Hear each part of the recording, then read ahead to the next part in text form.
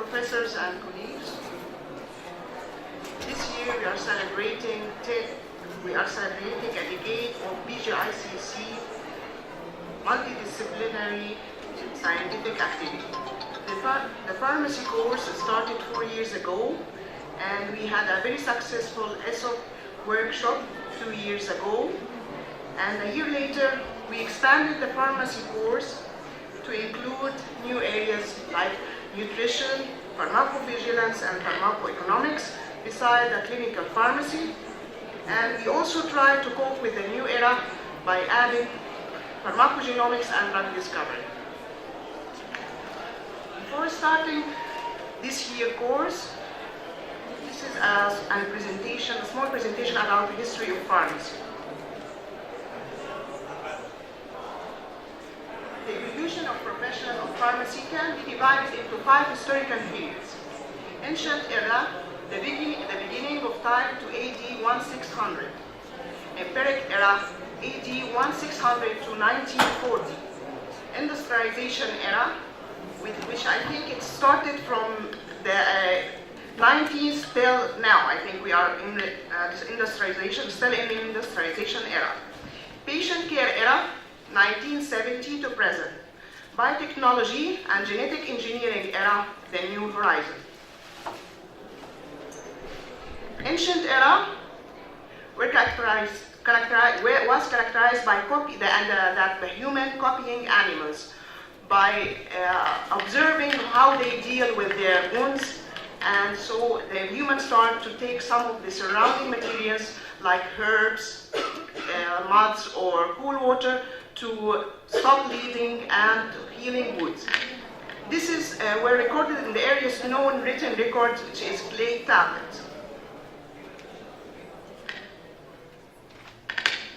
Mesopotamia was the Babylonian city, first practice of pharmacy, and the pharmacists were known as apothecary. Ancient China, Shen Nang, the fathers of the Chinese medicine, noted for tasting 365 herbs and dying from a toxic overdose. Ancient Egypt, Epirus papyrus contains more than 800 remedies. There were early discovery of aspirin in Egyptian civilization by using willow bark for treating as an analgesic. Hippocrates, the father of medicine. Greek Theophrastus, the father of botany. Greek Mithridates, the father of toxicology. Dioscorides, father of pharmacology. He puts rules for collection of drugs, storage and use. His texts were basic science till late 16th century. Cosmo and Damian, saints of pharmacy and medicine. They were twins of Arabian descent who represent the closeness of medicine and pharmacy. Monastic pharmacy, herb gardens for sick and injured. Galen was the originator of the formula called cream, and his name is associated with the pharmaceutical compounding by mechanical means, clinicals. After the fall of Roman Empire, 3 major advantages occurred in pharmacy: the formulary, documentation of specific drug information to be used by pharmacists. Dosage form drugs were no longer harvested from herb gardens. They were incorporated into sweetened dosage forms like syrup, confections, and gelatin, mixed with sugar and honey. Pharmacy shop first appeared in Baghdad in about AD 762. 1190 AD, a hospital in Marrakesh had a room designated as a pharmacy. Between AD 1231 and 1240, the Holy Roman Emperor Frederick II issued an edict regulating medicine for the first time. It legally recognized pharmacy as a separate profession in Western Europe. Paracelsus started the chemical phase of pharmacy. Empiric era, Florence, Italy, the first pharmacopoeia to regulate it's a tool to let the government regulate and protect the public health. American Benjamin Franklin started the first hospital in 1751. Contains pharmacy, and the first hospital pharmacist was Jonathan Roberts. William Proctor, father of American pharmacy. In Egypt, we have in 1824 Abu Zabal, the first education institution of pharmacy, accompanied by medical school. Industrialization era were characterized by the development of manufacturing pharmacy began, production of medicines, standardization, biological prepared products, complex chemical synthesis, hormones beginning 1901, vitamins beginning 1909, antibiotics beginning 1940. Increased use of parenteral indications.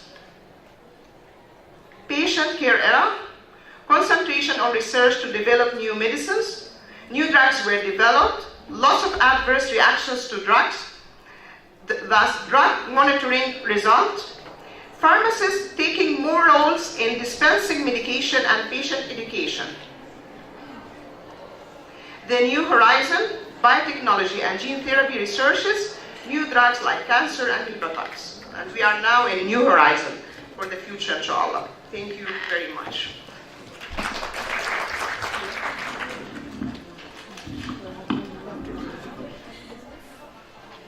Thank you, Dr. Sahar. And now the second lecture, titled Advances in Pharmacovigilance Practice. Good evening, everyone. هنحاول نتكلم في البرزنتيشن دي على الفارماكوفيجيلانس.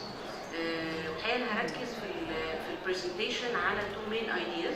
الايديا الاولانيه انه احنا هنتكلم على السكوب بتاع الفارماكوفيجيلانس دلوقتي بقى عامل ازاي، لانه الحقيقه على مدار الكام سنه اللي فاتوا سبيشالي اخر 5 سنين في تطور وايدنج حصل بشكل كبير جدا في السكوب الفارماكوفيجيلانس، ازيد بكتير من اللي كان متعارف عليه من زمان. والحاجه الثانيه اللي هنتكلم عليها بريفلي كده، احنا محتاجين نعمل ايه علشان يبقى في عندنا بالنسبه للهيلث كير بروفيشنالز في براكتس او انهم يبقوا انفولفد في البراكتس بتاع الفارماكوفيجيلانس. اوكي،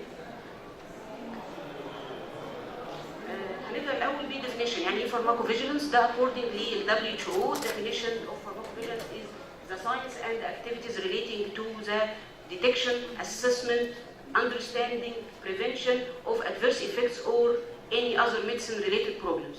الحقيقه ده الديفينيشن ده دايما بحب ان انا اركز فيه على حاجتين اساسيين. الحاجه الاولانيه انه انا في الاخر من كل الاكتيفيتيز اللي انا بعملها على الديتكشن والاسسمنت اندرستاندينج، في الاخر انا هدفي البريفنشن. ده المين ايشو اللي احنا عايزين نوصل له. الحاجه الثانيه هي فكره انه الفارماكوفيجيلانس مش بس ادفيرس افكت، لا ادفيرس افكت واني اذر ميديسن ريليتد بروبلمز، دي هنتكلم عليها واحنا جوه البرزنتيشن يعني. طيب الجلوبال فارماكوفيجيلانس سيستم بيشتغل ازاي او هو مكون من ايه؟ الفارماكوفيجيلانس من بعد الكارثه بتاعت الثاليدومايد اللي حصلت في اواخر الخمسينات وبدايه الستينات، حالات الاميليا والفوكوميليا اللي ظهرت من الثاليدومايد، السيدات الحوامل اللي خدوا الثاليدومايد، ودي كانت التريجر اللي خلت ال WHO عملت بروجرام للانترناشونال دراج مونيتورنج اللي هو دلوقتي بيسمى الفارماكوفيجيلانس بروجرام از WHO. البروجرام ده المفروض انه الدول اللي هم الممبر ستيتس بيشتركوا في هذا البروجرام، وبيبقى في ناشونال سنتر في كل دوله المفروض ان هو بيمثل هذه الدوله لدى WHO ريجاردنج الفارماكوفيجيلانس. وكمان في عندنا حاجه اسمها اوبسالا مونيتورنج سنتر، ده WHO كولابوريتنج سنتر، وده اللي هم عندهم الجلوبال داتابيز اللي بيتجمع فيها كل السيفتي انفورميشن كولكتد اول اوفر ذا وورلد. اوكي، فالمثلث ده بيتعاون مع بعضه في البروجرام بتاع ال WHO فور انترناشونال دراج مونيتورنج اور فارماكوفيجيلانس. طيب احنا عندنا في مصر مين هو الناشونال سنتر اللي بيمثل مصر لدى ال WHO؟ اللي هو الايجيبشن فارماسيوتيكال فيجيلانس سنتر، وده كيان تم انشاؤه في ديسمبر 2009 بالاداره المركزيه لشؤون الصيدله. تمام، وده اللي انا بشرف ان انا باديره دلوقتي. المركز له دورين اساسيين. الدور الاولاني الناشونال سنتر زي ما قلت لحضراتكم من شويه، ان احنا اللي بنمثل مصر لدى ال WHO ريجاردنج الفارماكوفيجيلانس، بلس ان باعتبارنا ان احنا جزء من اداره الصيدله اللي هي الريجلاتوري بودي فور الفارماسي اند الفارماسيوتيكال مانيفاكتشرنج في مصر. فلينا دور رقابي على الشركات، وفكره اصلا الريكوايرمنت بتاعت الشركات ريجاردنج الفيجيلانس دي واحده برضه من الحاجات اللي حصل فيها وايدنج في السكوب وفي الفارماكوفيجيلانس براكتس على مدار السنوات اللي فاتت. طيب ده الاورجانوجرام بتاع ابريك. احنا عندنا فيه 3 ادارات حسب انواع المستحضرات، اداره للدواء والبيولوجيكال برودكتس، واداره ثانيه عشان الميديكال ديفايس، واداره للبايوسايدز والبيستيسايدز، وكمان في عندنا 3 مراكز فرعيه. دول بيساعدونا ان احنا نابروتش المحافظات ونبيلد الاويرنس بتاعه الفارماكوفيجيلانس والديتكشن والريبورتنج اوف سيفتي انفورميشن، وكمان علشان استقبال السيفتي ريبورتس اللي بتيجي من الهيلث كير بروفيشنالز ومن المستشفيات سواء في الجفرمنتال سيكتور او في البرايفت سيكتور. اوكي. بشكل او باخر احنا عندنا 3 مراكز فرعيه بس، ولكن هاويفر احنا بيبقى عندنا في زي فوكال بوينتس وكولابوريتنج تيمز بيبقوا بيزد في المحافظات اللي احنا ملناش فيها مراكز فرعيه. تمام. فالموضوع بيبقى زي ما حضراتكم شايفينه كده ان هو بيبقى اشبه بنتورك. احنا عندنا كل مركز فرعي مسؤول عن عدد من المحافظات. المحافظات اللي ما فيهاش مركز فرعي بيبقى فيه كولابوريتنج تيم بيتعامل مع المركز الفرعي، والكولابوريتنج تيم ده بيبقى موجود على مستوى المحافظه او المديريه، وبيبقى في فوكال بوينتس موجودين في المستشفيات. طبعا النتورك دي لسه ما ابتدتش انها تغطي كل محافظات الجمهوريه نوت يت، ولكن احنا we are doing our best ان احنا اكسباند عشان نغطي كل محافظات الجمهوريه بالفارماكوفيجيلانس بروجرام. اوكي. طيب اما نتكلم على دي كانت انترو بسيطه. البروجريس اللي حصل في السكوب الفارماكوفيجيلانس بيتمثل في كذا حاجه. تمام. خلينا قبل ما نتكلم في البروجريس اكشولي معظم اللي احنا ممكن نكون عارفينه ان الفارماكوفيجيلانس في بعض الناس بتقول ان هو بوست ماركتنج سيرفيلانس which is not او ان هو ان انا بجمع الادفيرس افكتس بعد ما الدواء ينزل السوق. ده السكوب بتاع الفيجيلانس اللي الاغلب عارفه. تمام. فاحنا هنتكلم بقى ايه اللي بيوند السكوب ده. اوكي. اول حاجه في الاكسبانشن والبروجريس اللي حصل في السكوب والفارماكوفيجيلانس انه الفارماكوفيجيلانس على مدار اللايف سايكل بتاعت البرودكت. اوكي. فبالتالي انا عندي في فارماكوفيجيلانس ان كلينيكال ترايل، وعندي في فارماكوفيجيلانس في مرحله البوست ماركتنج. اوكي. الفارماكوفيجيلانس اللي في كلينيكال ترايل طبعا دي بتبقى السيفتي مونيتورنج بتاع كل السبجكتس اللي ريكروتد في الكلينيكال ترايلز، والديتكشن بتاع مش بس الادفيرس ايفنت زي ما احنا قلنا واني اذر ميديسن ريليتد بروبلمز. ده انكلودد في الجايد لاينز وفي الجود كلينيكال براكتس اللي هي بتنظم الكلينيكال ترايلز. كمان في عندنا في مرحله البوست ماركتنج بعد ما الدواء يتسجل ويعدي ال3 فيزز حضرتك طبعا ديت بيعدي ال3 فيزز بتاعت الكلينيكال ترايل ويتسجل وينزل السوق، بيجي بوست ماركتنج فارماكوفيجيلانس. اوكي. كمان خطوه الماركتنج اوثرايزيشن نفسها اللي هي خطوه التسجيل. تمام. في الريجلاتوري ساينس احنا بنسميها ماركتنج اوثرايزيشن، كمان فيها فيجيلانس، في ريكوايرمنت للفيجيلانس جوه الخطوه دي. وبالتالي فاحنا نقدر نقول كده ان الفارماكوفيجيلانس في البري اوثرايزيشن وذن الاوثرايزيشن بروسيس وفي البوست ماركتنج فيز، فهي على مدار البرودكت لايف سايكل كلها. اوكي. التولز اللي بيشتغل بيها طبعا في الفارماكوفيجيلانس ان كلينيكال ترايلز احنا طبعا بنتكلم على اكتيف سيرفيلنس لان هو اكشولي هي كلينيكال ترايلز فهي كلها اكتيف سيرفيلنس. لما نيجي نتكلم في البوست ماركتنج انا في عندي بشتغل بطريقتين، يا اما بشتغل بالاكتيف سيرفيلنس ودي بتتمثل في الاستاديز على اختلاف الديزاينز بتاعتها سواء كانت كوهورت كيس كنترول واتس ايفر الديزاين، فدي اكتيف سيرفيلنس. او بشتغل بالباسيف سيرفيلنس اللي هو السبونتينوس ريبورتنج، جاست انه اي هيلث كير بروفيشنال او بيشنت سسبكت انه الدواء ده تسبب فيه ادفيرس ايفنت او اي اذر ريسك او هازارد للبيشنت فبيعمل ريبورت. ده اللي احنا بنسميها السبونتينوس ريبورتنج او اللي هو ريبورتنج التلقائي. اوكي. مفيش اورجانايز داتا كولكشن سكيم، مفيش مرضى ريكروتد وبروتوكول وبعمل فولو اب بسكيم معين، ده مش موجود. فده الباسيف سيرفيلنس وده بينكلود كمان الكيس ريبورتس اللي بتتنشر في الليتريتشر. اوكي. طيب فده اول بروجريس انه بقى الفارماكوفيجيلانس على مدار البرودكت لايف سايكل. طيب تاني بروجريس حصل في السكوب بتاع الفارماكوفيجيلانس انه الموضوع ما بقاش الادويه فقط، لا ده بقى كل انواع الفارماسيوتيكال برودكتس. فبقى في عندي فارماكوفيجيلانس للهيومن ميديسن وده اول حاجه بدات.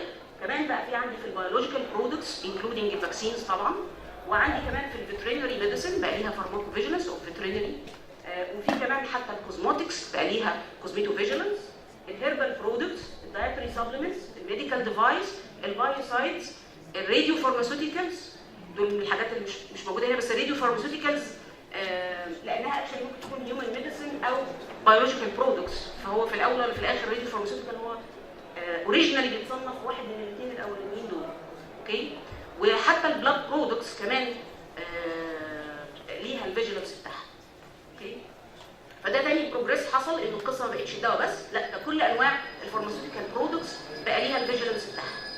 اوكي، طيب ثالث بروجريس حصل، هو ده مش بالترتيب الزمني باي ذا واي عشان بس ان انا ده مش بالترتيب الزمني. طيب البروجريس كمان اللي حصل في الفارماكوفيجيلانس في الديفينيشن بتاع الادفيرس دراج رياكشن اتسيلف. الديفينيشن القديم بتاع الادفيرس دراج رياكشن كان بيقول ايه؟ a response which is nauseous and unintended and which occurs at doses normally used in humans for the prophylaxis, diagnosis or therapy of disease or for the modification of physiological function. ده كان الديفينيشن القديم وده اللي كان ساري لحد سبيسيفيكالي جولاي 2012. ستارتنج من جولاي 2012 خطبوا كل التكست اللي حضراتكم شايفينه مشطوب ده، وبقى تعريف الادفيرس دراج رياكشن هو عباره عن a response which is nauseous and unintended full stop. طب ايه فرق الديفينيشن القديم عن الديفينيشن الجديد وازاي ده بيوسع السكوب بتاع الداتا كولكشن؟ انه في الديفينيشن القديم لو الدواء استخدم في اوفر دوز وحصل منه هارم للبيشنت وفقا للديفينيشن القديم ده ما يتعرفش على انه ادفيرس دراج رياكشن، لكن في الديفينيشن الجديد لا يتعرف على انه ادفيرس دراج رياكشن. الفرق الاساسي الثاني انه في الديفينيشن القديم انه كان يشترط ان عشان نسمي ده ادفيرس دراج رياكشن ان يكون الدواء تم استخدامه في الاون ليبل يوز. اون ليبل يوز يعني في الاوثرايزد انديكيشن وفقا للدواء مترخص لايه وتم استخدامه وفقا لللايسنس او الرخصه اللي الدواء واخدها في البلد. اوكي، اللي هي عكسها الاوف ليبل يوز. فالديفينيشن الجديد بقى حتى لو الدواء استخدم في اوف ليبل يوز وحصل منه هارم للبيشنت ده بيعرف على انه ادفيرس دراج رياكشن. فكده يبقى انا وسعت انه الادفيرس دراج رياكشن سواء بقى في اوفر دوز ان شاء الله لو توكسيك دوز او سبثيرابيوتيك دوز او نورمال دوز، اي هارم هيحصل للبيشنت من الدواء او اسوشيتد مع استخدام الدواء عشان يكون الترمينولوجي دقيق، يبقى ده ادفيرس دراج رياكشن. اوكي، الفكره هنا انه في بعض الناس بتسال طيب ما هو طبيعي لو حد خد الدواء باوفر دوز او توكسيك دوز ما طبيعي ان يحصل فيه هارم، طب ليه انا بعرف ده على انه ادفيرس دراج رياكشن؟ الاجابه سيمبلي لانه انا مش بقول هو الدواء ملام امتى ومش ملام امتى. الفارماكوفيجيلانس is about completing the safety profile of the pharmaceutical product. انا عايز اعرف كل حاجه عن السيفتي بروفايل بتاع الدواء سواء كان في استخداماته الطبيعيه الاوثرايزد تيل ديت وحتى الحاجات اللي هو مش اوثرايزد فيه، لانه انا لما بجمع وبعمل سيفتي مونيتورنج حتى خارج حدود الاوثرايزيشن بتاعت الدواء اللي موجوده النهارده، ده بيخليني انه احيانا بتبقى فيه بعض الدوزز كانت اوثرايزد ممكن ما تبقاش اوثرايزد انيمور، والعكس في بعض الدوزز كانت ما كانتش اوثرايزد وتبقى لا احنا ستيل الدواء سيف ان هو يتاخد في الجرعات الاعلى. اوكي، فهي الفكره بانه احنا بنكمل السيفتي بروفايل، هو ده الهدف الاساسي من كل الافورتس اللي بتتعمل في الفيجيلانس على مدار اللايف سايكل بتاعت البرودكت، هي انه انا مش بقول ان الدواء غلطان ولا مش غلطان، الدواء حلو ولا وحش، القصه مش كده، انما القصه قصه ان انا عايز اعرف كل حاجه الدواء ممكن يكون ليها امباكت على السيفتي بتاعت استخدامه في البيشنت ايا ما كانت الكونديشنز ايه. هو ده المين سكوب. تمام؟ طيب ايه تاني كمان حصل بروجريس في السكوب الفارماكوفيجيلانس؟ نوعيه الداتا اللي بتتجمع. كان زمان التركيز على انه الادفيرس دراج رياكشنز اللي هو البند الاولاني ده الانتورد ميديكال اوكيرنس. اوكي، دلوقتي لا، بقى الفيجيلانس معني كمان اليوز اوف ميديسينال برودكت ديورينج البريجنسي اند بريست فيدنج، واسمحوا لي ان انا اجلها دي للاخر ونكمل الباقي. اللاك اوف افيكاسي، يعني الدواء لو استخدم وما اداش الثيرابيوتيك افكت المطلوب منه، this is a pharmacovigilance information need to be detected and reported. Okay. الترانسميشن اوف ان infectious agent via medicinal product، ان الدواء نفسه يتسبب في حدوث او نقل infectious agent للبيشنت. اوكي، ودي طبعا ممكن بتكون وارده اكتر في البلاد برودكتس، وممكن احيانا بعض الاتنويتد فاكسينز لما بيبقى الفيروس بيبقى اتنويتد مش كيل، لو في مشكله في الاكتينيويشن بتاعه الفيروس ممكن يسبب في حدوث الانفكشن للسبجكت، مش ان هو يعمل بروتكشن اجينست الانفكشن. طيب في كمان الاوفر دوز، دي انكلودد في السكوب اوف الداتا كولكشن، الدراج انتراكشنز بكل انواعها، الميس يوز، الابيوز، الاوف ليبل يوز، يعني فكره انه الدواء بيتوصف خارج حدود الاوثرايزيشن، this is information to be detected and reported. اوكي؟ الميديكيشن ايرور بكل انواعها، الكواليتي ديفكتس والفالسيفايد ميديسنال برودكت، والفرق الاساسي ما بين الكواليتي ديفكتس والفالسيفايد ميديسنال برودكت انه الكواليتي ديفكتس بتبقى الدواء الاصلي لكن في عيب في تصنيعه، لكن هو الدواء بتاع الشركه الاصليه بتاعته. لكن الفالسيفاي ده دواء مغشوش، يعني في كيان اخر غير الشركه صاحبه المستحضر هي اللي مصنعاه، فده الفرق ما بين الاثنين. اوكي؟ طيب اجين، طب ليه دول نيد تو بي ريبورتد؟ لانه في كتير من الاحيان الكواليتي ديفكتس والفالسيفايد ميديسنال برودكت بيبقى ليهم امباكت على السيفتي. تمام؟ ايذر انه يا اما الدواء مش هيدي افكت وبالتالي فالمريض فاكر ان هو بياخد دواء وهو اكشولي مش كنترولد، وده في اللايف ثريتنينج ميديسنال برودكت او الميديسنال برودكت تريتنج لايف ثريتنينج ديزيز، دي مشكله كبيره. وكمان انه غير انه بيأثر على الافيكاسي، كمان بعض الاحيان ان هو ممكن بيبقى المواد اللي موجوده جوه ممكن انها تؤدي هارم للبيشنت. اوكي؟ الحاجه الاخيره الاوكيبيشنال اكسبوجر. الاوكيبيشنال اكسبوجر هي معناها انه في سبجكت يتعرض لهازارد نتيجه الاوكيبيشن بتاعه، فهو مش بيشنت، هو بيتعامل مع الدواء بحكم الاوكيبيشن بتاعته، فده بيشمل الهيلث كير بروفيشنالز اللي بيبقوا انفولفد في البريباريشن والادمنستريشن وايفن الديسبوزل بتاع بعض الهازاردس برودكتس زي الحاجات السايتوكسيك والهرمونز مثلا، وكمان بيشمل الناس اللي تبقى موجوده في خطوط الانتاج لو طبعا اشتراطات السلامه المهنيه اللي المفروض انها تطبق في المصانع مش متبعه بالقدر الكافي، فاحيانا ممكن يحصل هازارد للعمال اللي بيبقوا موجودين على خطوط الانتاج، ممكن يحصل لهم هازارد من هذا الاكسبوجر. من امثلته طبعا في على سبيل المثال احد انواع المطهرات كانت سببت في بعض الالرجيك رياكشن للاطباء لما بيستخدموها علشان عمليات التعقيم والى اخره. تمام؟ فهو هي از نوت ا بيشنت، هو تعرض له لان هو بيستخدمه ويزن الاوكيبيشن بتاعه. تمام؟ طيب اما بالنسبه للحاجه اللي انا اخرتها للاخر دي، اليوز اوف ميديسنال برودكت ديورينج البريجنسي اند بريست فيدنج، اكشولي هنا احنا ما بنتكلمش على الادفيرس دراج.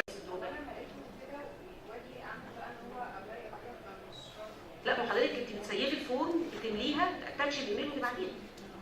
ده مش اونلاين، مش بنسبميت اونلاين، لا السبميت اونلاين هو ده اللي انا بقول انه هيبقى سون ان شاء الله. اوكي؟ طيب اكوردنج للسيستم اللي عندنا والورلد وايد براكتس، مين الناس اللي من حق انها تريبورت؟ كل الهيلث كير بروفيشنالز، البيشنت كمان من حقه ان هو يريبورت، والحق ده بقى حق اصيل ومعترف بيه. اوكي؟ وطبعا الشركه مجبره، هي الوحيده اللي مجبره باي لو، الباقيين دي اثيكال ريسبونسبيلتي عليهم، لكن الشركه هي الوحيده اللي هي مجبره باي لو. اوكي؟ الريبورتس اللي بتروح للشركه، احنا من شويه كنا بنقول لحضرتك انت ممكن تريبورت لابك او تريبورت للشركه. طب الريبورت اللي بيروح للشركه ده بيروح فين؟ بيدخل في بقيه السايكل بتاعت الريجليشن، بس كمان الشركه بتجيبه لنا. اوكي؟ فالشركه في الاخر هو المفروض انه هيلف وهيرجع لنا برضو تاني في الناشونال سنتر. اوكي؟ دي السايكل بتاعت المعلومات اللي بتتجمع. احنا بنبدا من اول خطوه البلاننج، ريسك مانجمنت بلان اللي انا كنت كلمت حضراتكم عليها، و في الاثوريتي وقت التسجيل بيتم الايفالويشن بتاع الريسكس والبنفيتس بتاعت المستحضر علشان يتاخد قرار التسجيل. لما بيكون الريسك بنفيت ده بوزيتيف بيتاخد قرار التسجيل والدواء بيتسجل وبينزل السوق. بعد ما بيتسجل بتبدا خطوه الداتا كولكشن. الداتا اللي بتتجمع دي بيحصل لها اناليسيز عشان تو ايدنتيفاي نيو ريسكس. لما نكتشف نيو ريسك بنبدا نعيد الريسك بنفيت ايفالويشن ونشوف هل له تاثير على الريسك بنفيت ايفالويشن ولا ستيل ان الريسك بنفيت بوزيتيف والدواء ينفع يكمل في السوق، بس بشرط ان تتعمل اديكويت ريسك مانجمنت اكشنز زي ما اتكلمنا في الاكزامبلز اللي فاتت. لو في اديكويت ريسك مانجمنت اكشنز تو بي تيكن بتطبق وتبقى كوميونيكيتد للهيلث كير بروفيشنالز زي ما قلنا لحضراتكم بقى دي الدكتور ليتر او البريسكرايبر جايد او الميديكيشن جايد، كل الميجرز اللي احنا قلناها دي، والشركه بتابديت البلان وتفضل السايكل مستمره ما بين الشركه والهيلث كير بروفيشنالز والاثوريتي. اوكي؟ دي الارقام اللي عندنا حاليا ريجاردنج الكيسز اللي عندنا في مصر. احنا عندنا دلوقتي 15000 هم ازيد شويه، بس دول اللي موجودين في الناشونال داتابيز. في لسه مجموعه استلمناهم لكن لسه ما دخلناهمش. الحقيقه وفقا للريبورتس او السورس اوف او الريبورترز اللي بيبعتوا لنا الاغلبيه الحقيقه كانت من الصيادله، وده شيء افرحني انا شخصيا. 32% عندنا من الريبورتس كانت من الصيادله فيرسس 23% كانت من فيزيشنز فيرسس، وده برضه رقم كويس، 23% جايين من الكونسيومرز او البيشنتس، و 19% من الاذر هيلث كير بروفيشنز اللي هم لا فيزيشنز ولا فارماسيست. اوكي، ده الويب سايت بتاعنا للي مش عارفه، www.evidence.gov.eg. دي النيوزليتر بتاعتنا في اخر ديزاين ليها، احنا بنبعتها بالايميل للكونتاكت ليست اللي عندنا، بس هاوفر هي كمان بتنزل على الويب سايت، اللي ما بتجيلوش بالايميل هي موجوده على الويب سايت بتاعنا. ده الجايد لاين عن الديتكشن والريبورتنج اللي احنا عاملينه، موجود برضه على الويب سايت بتاعنا. دي صفحه الفيسبوك وبرضه النيوزليتر بتنزل عليها، ولما بيبقى في اي سيفتي انفورميشن تو بي ديسيمينيتد او ريجولاتوري اكشنز يعني اتخذت بننزلها كمان، والنيوزليتر كمان بتنزل على صفحه الفيسبوك بتاعتنا. وشكرا لحضرتك.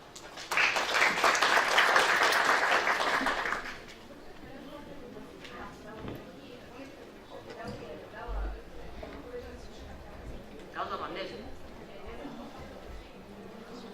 بالظبط كده التايم لاين اللي هو علشان الناس اللي واخده بالها من السؤال اللي الدكتوره كانت بتساله، وهي بتقول ان الشركه قدمت طلب التسجيل ولحد ما تاخد الاختار الفتره دي بتبقى فتره مثلا ممكن تكون سنه، احيانا ممكن توصل لسنتين، واحيانا ممكن تبقى اطول حسب بقى. فهي بتقول ان خلال الفتره دي هل الشركه ملزمه انها تعمل مونيتورنج؟ فالاجابه ان الشركه ملزمه انها تعمل مونيتورنج وانس انها جت قدمت عندنا في اداره الصيدله ابلكيشن انا عايز اسجل الدواء ده، خلاص هي شالت حملها على كده، شالت حمله على كتفها، فلازم تفضل بتعمل له مونيتورنج. اوكي، حتى هو لسه ما ترخصش ولسه ما تسجلش. اوكي، هو انا ليا سؤال. بص، هو انا اسوشيت بروفيسور اوف كلينيكال انكولوجي في عين شمس. ايه الجهه اللي هي منوطه بالافيكاسي والكوست افكتفنس بتاع ادويه اكسبنسيف قوي زي ادويه الكيموثيرابي عندنا؟ بص حضرتك، هو بالنسبه للكوست افكتفنس في الفارماكوجنومكس بيبقى معني بالجزئيه دي. اوكي، وفي فارماكوجنومكس في وحده الفارماكوجنومكس موجوده في اداره الصيدله. بالنسبه الافيكاسي ده معني بيه، يعني هم كل الناس اللي بيقولوا الفيجيلانس يبقوا معنيين بيه، يعني الفيجيلانس معني بيه لانه الحاجه اللي بتاثر على الافيكاسي ده في حد ذاته ده بيعتبر سيفتي ايشو. يعني الدواء لو مش افكتيف فده سيفتي ايشو لان البيشنت از نوت تريتد اند نوت كنترولد اند نوت بروتكتد. كمان بيأثر على الكوست، كمان بيأثر على الناس اللي بتسجل وبتاخد قرار ان الدواء بقى يتسجل ولا ما يتسجلش، هم بيحكموا على الافكتيف بتاع الدواء. فالافكاسي معني بيها يعني مالتي ديسيبلينري. بصي، انا بتكلم ان براكتس انا واحد من الناس يعني شغال في يعني سنتر تبع القوات المسلحه، مركز الطب العالمي، فيعني على طول مفتوح من تحت ايديا اكتب كيموثيرابي من الغالي ومفيش عندي مشكله. بس انا ده بلاحظه يمكن about 18 years experience، لا في ادويه غاليه جدا مش افكتيف. ولما سافرت اليونايتد كينجدم مرتين في 2 سنترز زي رويال مارسدن وكريستي، لقيتهم ما بيستخدموش اغلب الادويه دي بالرغم انها بتستخدم في مصر عنف. فهو السؤال دلوقتي يعني ازاي نعمل كنترول على حاجه زي كده؟ يعني عجبني قوي الانجليز في ادويه اكس وادويه واي وادويه زد، لا this is not effective واحنا ما بنستخدمهاش، واللي عايز يستخدمها يدفع على حسابه واحنا مالناش دعوه. يعني انا مش شايف ده في مصر. يعني خلينا نتكلم براكتيكال، ده مش موجود في مصر. حتى الاداره بتاعه الفارماكو ايكونومكس، لا الدنيا مش ماشيه كما يجب او كما يرام، لان المفروض الكوست افكتيف ثريشولد لكل دوله مختلفه عن الثاني. فبراي حضرتك يعني هاو كان وي امبروف الكونديشن بشكل احسن؟ بحكم ان انا فيجيلانس هبدا من الضلع اللي له ممكن يكون علاقه بالفيجيلانس، هو انه اي هيلث كير بروفيشنال لو هو عنده اوبزرفيشن بانه الدواء از نوت افكتيف في البيشنت بتاعه، ده واحد من الحاجات اللي هي كواليفايد تو بي ريبورتد تو ذا فيجيلانس عشان تو بي كونسيدرد. لو احنا هنتكلم على زي ما حضرتك بتقول انه في يو كي لما بيلاحظوا ان الحاجات بيقولوا خلاص ان احنا مش هنستخدمها انيمور واذا العيان عايز يستخدمها على حسابه، اعتقد انه ده هيبدا يختلف بشكل كبير مع تطبيق قانون التامين الصحي الجديد، لانه اعتقد ده هيبقى جزء فيه كده، انه علشان البيشنت يكون متغطي بالدواء لازم هيبقى فيه تريتمنت بروتوكولز معتمده، هي دي اللي هتبقى كفر بالانشورنس، اذروايز او دي البيست اوبشنز للتريتمنت، اذروايز يبقى البيشنت ممكن ياخد على حسابه بقى، يتعالج على حسابه، او ان الحاجه اللي هو عايزها من غير الادهيرنس للتريتمنت جايد لاينز يبقى دي هتبقى على حسابه. فده جزء من الحاجات. الجزء الخاص بالفارماكو ايكونومكس انا مش هقدر ان انا اجاوب فيه، بس انا اعتقد انه في متهيألي سيشن ممكن اللي بعد ده او اللي بعده في دكتوره جانيس سيسي جايه اللي هي ماسكه وحده الفارماكو ايكونومكس عندنا. ممكن حضرتك يعني مش ده، انا ما اعرفش احنا عندنا هنا بيقيسوا الكوست افكتفنس ازاي، فمش هقدر ان انا اجاوب في الجزئيه. بس الجزئيه اللي انا اقدر ان انا اجاوب فيها بشكل كبير انه اللاك اوف افكتس ده نيد تو بي ريبورت، لانه فعلا لو هو يعني ملاحظ ومنتشر وموجود هيبقى سهل جدا. بس هي الفكره ان الريبورتنج محتاج ان هو يكون مش سبجكتيف، بمعنى ان يكون بير بيشنت. بالظبط. لا ولا البيشنت، لازم الدوله تبقى عامله تراكنج لكل دواء بالباتش نمبر بتاعه، وتبتدي تجمع داتا يبقى فيه زي كيس ريبورت فورمز، لان حضرتك هتاخدي داتا غلط من دكاتره كتير، هتاخدي داتا غلط من صيادله كتير، طالما عامل شركه ادويه متدخله في الموضوع فهيبقوا بايست شويه. هو الحقيقه اللي حضرتك بتقوله ده سليم 100%، وده كان جزء من التبس الكام سلايد اللي انا جهزتهم علشان الوقت، كان فيها فعلا الجزئيه دي انه التريت نيم والباتش نمبر مهمين جدا، خصوصا لو انا بتكلم على افيكاسي ايشو او كواليتي ايشو. دول مهمين جدا لانه كتير احنا بيجي لنا كومبلينز، الدكتور بيقول لنا انه الدواء ده لا انا مش عايز استخدمه في عيانيني اصله مش فعال. انا عشان اقدر ان انا اخد ريجلاتري اكشن انا محتاج ان يكون تحت ايدي اوبجكتيف داتا، يعني المريض الفلاني ريبورت كامل، المريض الفلاني لما خد الدواء كانت تحاليله وكذا وما اتحسنتش، الراي الطبي بتاع الدكتور، لكن مش كونكلوجن جنرال من غير الداتا بتاعت المرضى.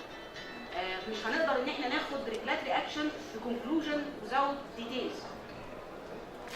فده بيبقى ايشو مهم جدا، خصوصا في حالات اللاك اوف افيكاسي وحالات الكواليتي افكتس. تريد نيم مهم جدا لان احيانا الحاجات بتجيلنا باسم الماده الفعاله مش اسم التريد، وكمان الباتش نمبر بيبقى مهم جدا. Okay, thank you, Dr. Hadir, for the nice presentation. And now for the next session, next presentation title. Okay, good afternoon, everyone. I am Dr. Ayazid Ranzoul. Today I'm going to echo on the message that Dr. Hadir did deliver to us, and also I will highlight what we do as a company, as a pharmaceutical company, and as a local safety responsible. What are my day-to-day accountabilities?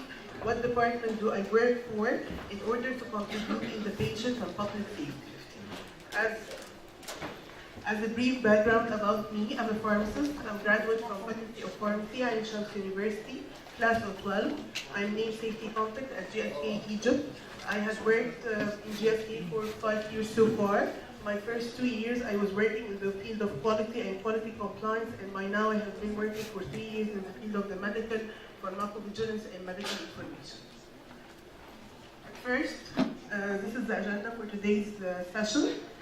At first I will do a quick introduction, and then I will talk about the basics of QPPV qualification and the need to have a QPPV inside the company, and then I will talk about the daily accountabilities, and then we will have a take-home message, and I will open the session for questions. Okay. At first, when it comes to you, the definition or the term of the QPPV inside a pharmaceutical company, what do you think we do? Or what is our main accountability? Can anyone answer this question? Okay, can anyone? Okay. So, most probably, or most of the people think that what we do is only about adverse event reporting and monitoring to the MOH. However, I want to tell you that this is just one building block in the whole process or in the operation. It's just one simple step, but however, we do a lot of work behind in order to ensure the compliance. As an introduction, I want to tell you that in compliance with the MOH regulation in Egypt, all companies should have a robust and proactive system for safety surveillance. This system should be in place in order to collect, record, and report all the safety data. And we, as us as market authorization holders or as pharmaceutical companies, we should ensure that the safety reporting is done in a fully transparent way. All companies should have a qualified person for pharmacovigilance or a QPPV this person is accountable to have an oversight about the PV system and the PV process inside the company. This is a quick illustration of the signal detection and the risk management that we do inside the company. This slide is a really complex one, so I want to go through part. The first part is the input, or the main thing we do, which is the signal detection. We do receive adverse event cases about our product from many sources. For example, from the HCPs, from the pharmacists, from the clinical trial, and from the literature search and the monitoring we do. And then all these cases are routed via our electronic systems for adverse event reporting into a global database, where we do something important which is called signal safety evaluation and detection. We do some sort of screening to determine if the signal is a strong signal and it's a valid case, or if it is just a noise, or it's a concern where there is no patient behind or there is no health hazard identified.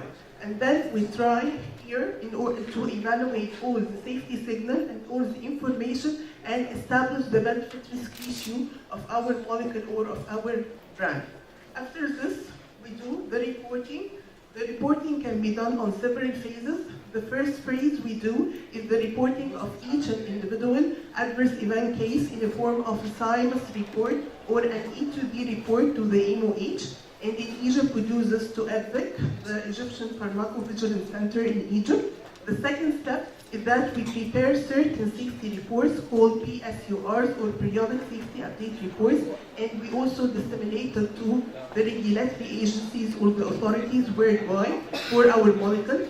Sometimes we may need to introduce some changes in the label.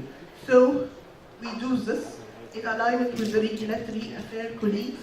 Other times we may need to create or to maintain or to update our risk management plan, which is the homework that Dr. Hadir had talked about. And we do this from the collection and from the safety database or the input that come to us. And sometimes we may need to communicate a certain message to the doctors in the form of a Dear Doctor letter, or to the patient in the form of awareness material, and so on. So this is in a nutshell what the QPPV do, or the process the QPPV is accountable and having an oversight for.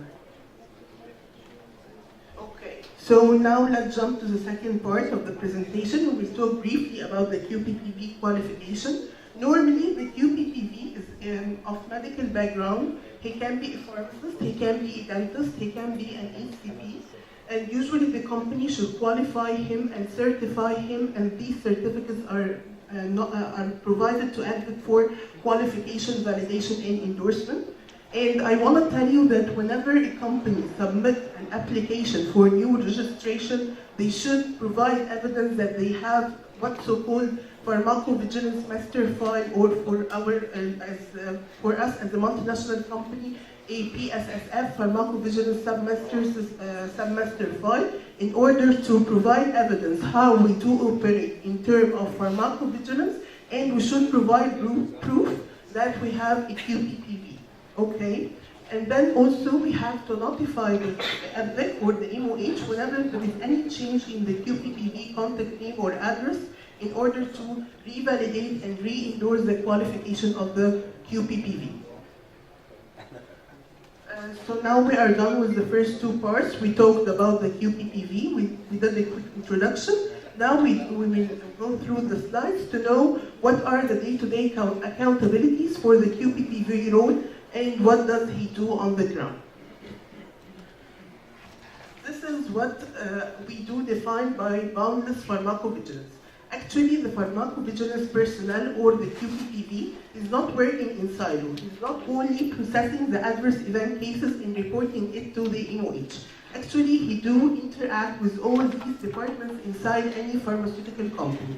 So let's go through the different departments and see how does the PV or the pharmacovigilance is boundless, and what does the QPPV does inside the company. First, this is our interaction with the commercial. The commercial is simply the sales force or the medical rep. We work together with the medical rep to ensure that our products inside the market, from safety perspective, it's always in safe hands. That the benefit-risk ratio is fine, we can simply promote and sell our products, and at the same time, we do exchange the adverse event cases received from the medical rep in their conversation with the HCP and reported to the MOH in a timely manner. The second department we do work with is the business development. Whenever the company is going to do a new business deal, whenever we are going to acquire a new product, for example, from another company, whenever we are going to do a deal for toll manufacturing with another company, we need to do some sort of desktop audit called PV due diligence questionnaire to ensure that the other company PV system meet my company requirement, and then we do proceed with the signature of what is so-called safety data exchange agreement, which is the contract that will govern how we will exchange with the third party the safety data and how we will report it to the MOH. We also work with the multi-channel marketing, or the teams that does the marketing on the corporate website and on the social media, to ensure that all aspects are in place in order to monitor the adverse event cases from the social media, and then they are sent to the pharmacovigilance department in a good manner. Sorry? We also work with the HR and training department to ensure the annual certification of the staff, all the employees, that they did receive the training on the adverse event reporting process, and also make sure that all the new joiners who join the company receive the training on how to report adverse event cases to the QPPV. Also, we work with the IT, or the Information Technology Department, in order to ensure that the system for reporting and recording adverse events are properly working, and that we don't have any error or any bugs or data that may render this process not robust. Also, we do work with them to ensure that our out-of-hour process is working well, and that we can receive the adverse event cases on 24/7 basis without any cuts or stops due to IT issues. Also, we do work with the regulatory department, which are mainly one of our main stakeholders and one of the main people we do work with on daily basis, in order to ensure that the preparation of the pharmacovigilance dossier for renewal and new registration submissions is ready, and also any justification letter or any issue is done and prepared from our side. Also, we do collaborate with them in the PSUR, or in the periodic safety update report preparation and submission. And sometimes we do work with them, as Dr. Hadir indicated, in the inverted triangle and in the label review, and it's usually in mutual collaboration with the regulatory affairs colleagues.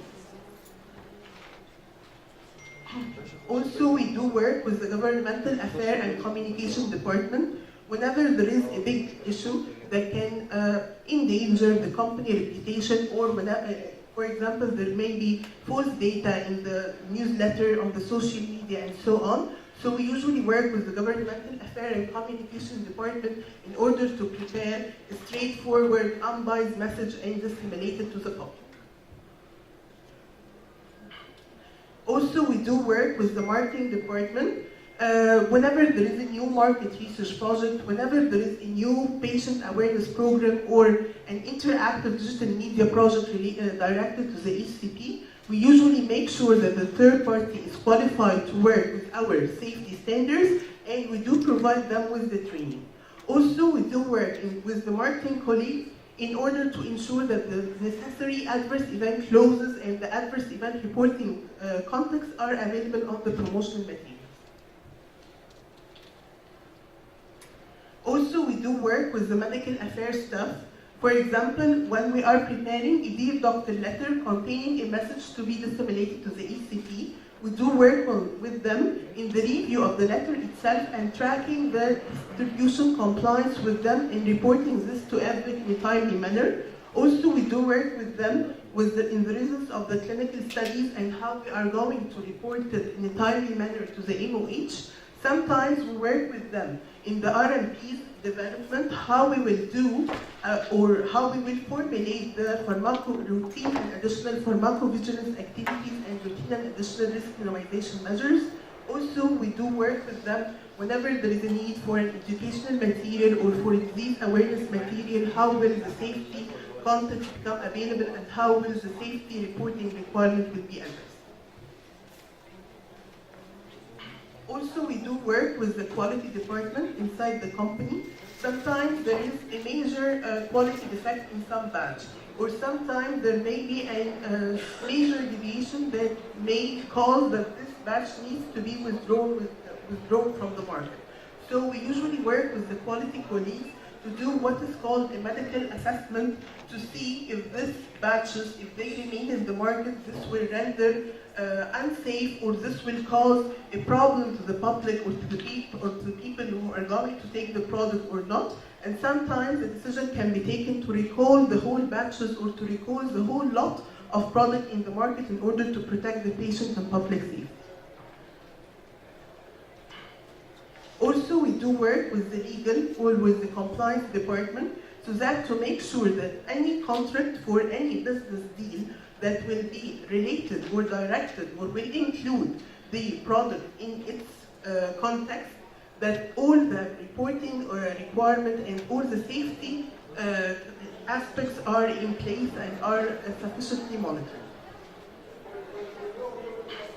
Additionally, we do work with the GM. The GM actually has main responsibility and accountability to ensure that there is a safety system in place. And usually we do like an annual certification to the GM to make sure that he is aware with the recent changes in the safety and the updates in pharmacovigilance. Also, we usually discuss any resource issue or FTE undercount with him in order to have our plan and our plan on how to handle the workload or how to handle the increased number of cases or safety issues that needs to be tackled. So this is in a nutshell what we do. The take-home message from my session is that pharmacovigilance or the QPPV is not a person who's working only to handle the adverse events and submit the letters to the MOH. No, the role is diversified, and usually we do work with more than one department inside the company to serve our mission or our message to be a patient-focused, in a patient-focused phase, or to be always keeping the patient in our eye and ensure the patient and public safety. Last but not the least, I just want to show you, this is the demonstration that I usually present in all our meetings. When people hear pharmacovigilance who are especially of non-medical background, they don't understand what we do. They don't, even when I say even they find the word hard to pronounce and hard to understand. So I usually use this poster. This is the anatomy for a successful QPPV. Usually the heart is all about adverse event reporting. He should ensure that the adverse events are monitored and reported in time. His ears are usually in the listening mood. He should listen to the adverse event, he should listen to the cases and safety information from all sources and report it in a timely manner. In his brain, he should consider that we have a robust system, we have the correct procedures in alignment with the MOH regulation, and that we do deliver it in an effective way. His tongue is sometimes simple when it comes to following up on the cases with the patient and HCPs, and then he should speak in a very sophisticated language when he discuss with the MOH regulator and when he discuss the PSUR and clinical trial data with the health authorities. His hand is usually in a welcoming mood. Whenever there is a new deal, he needs to proactively react and work in order to deliver the deal or deliver the business on time. So this is in a nutshell what QPPV should act in the company. And now I'm done. If there is any questions, I'm here. So thank you for the day. Thank you, Dr. Aya Zayed, for the nice presentation. And now I have to close the session because we are running out of time. Thank you guys for your attention. By Professor Manal Al-Hamamsi. Thank you, Prof.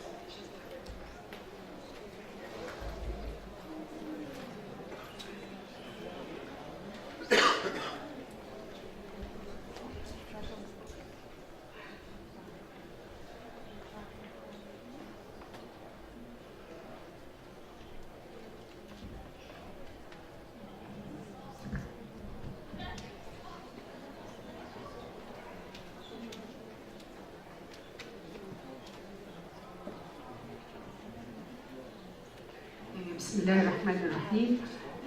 First, I would like to thank and appreciate the organization committee for their invitation, and especially Dr. Sahar Radi. Our talk will be about the effect of simvastatin on the clinical outcome of patients with brain metastasis treated with radiation therapy.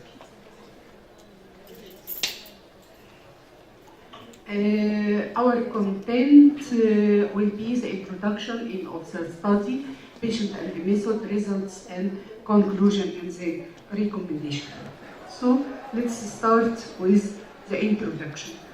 Brain tumor may be primary or metastatic. The primary brain tumors, the tumor originate from the brain tissue, while metastatic brain tumors, the tumor originate from outside the CNS and then spread secondarily to the brain. MRI scanning remains the gold standard for the diagnosis, while CT scan for emergencies, then the patient sent to MRI for confirmation of the diagnosis. Surgery, stereotactic radiosurgery, whole brain radiation therapy are the definitive therapy, while supportive care, including brain edema management, anti-epileptics, antidepressants. Whole brain radiotherapy remains the mainstay in brain metastasis management. The standard treatment for brain metastasis is conventional whole brain radiotherapy utilizing two-dimensional techniques given in 10 fractions to a total dose of 30 grams. The whole brain radiotherapy alone extends the median survival of the patient from 1 to 7 months.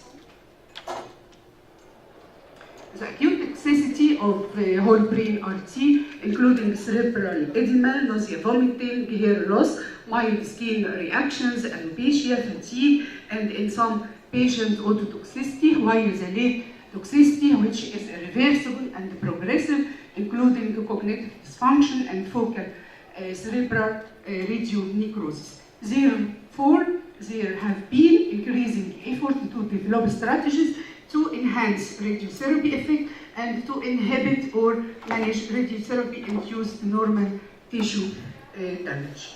So we are seeking for radiosensitizer agent and neuroprotective agent, and we think for simvastatin in this study, which have both effect.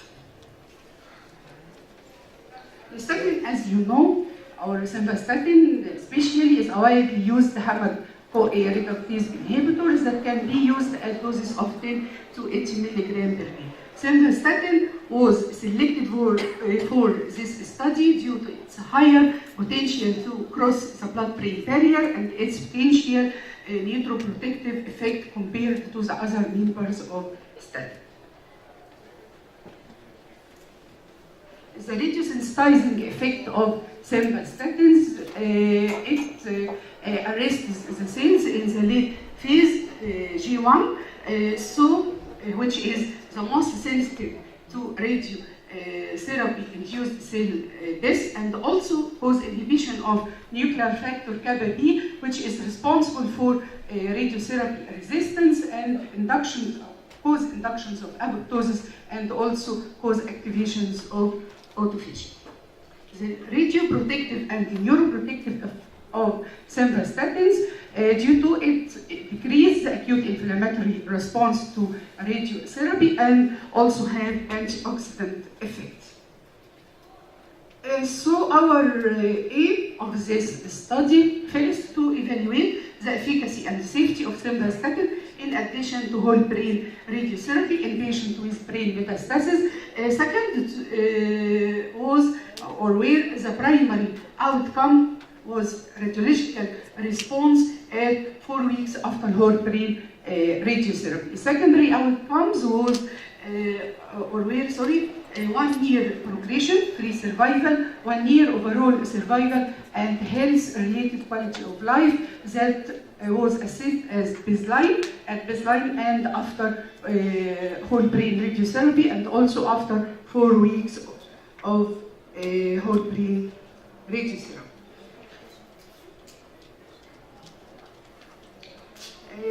The patient and the method, this study was a retrospective, randomized, controlled, open-label study, which was carried out in the clinical oncology department at the Ancient University Hospitals.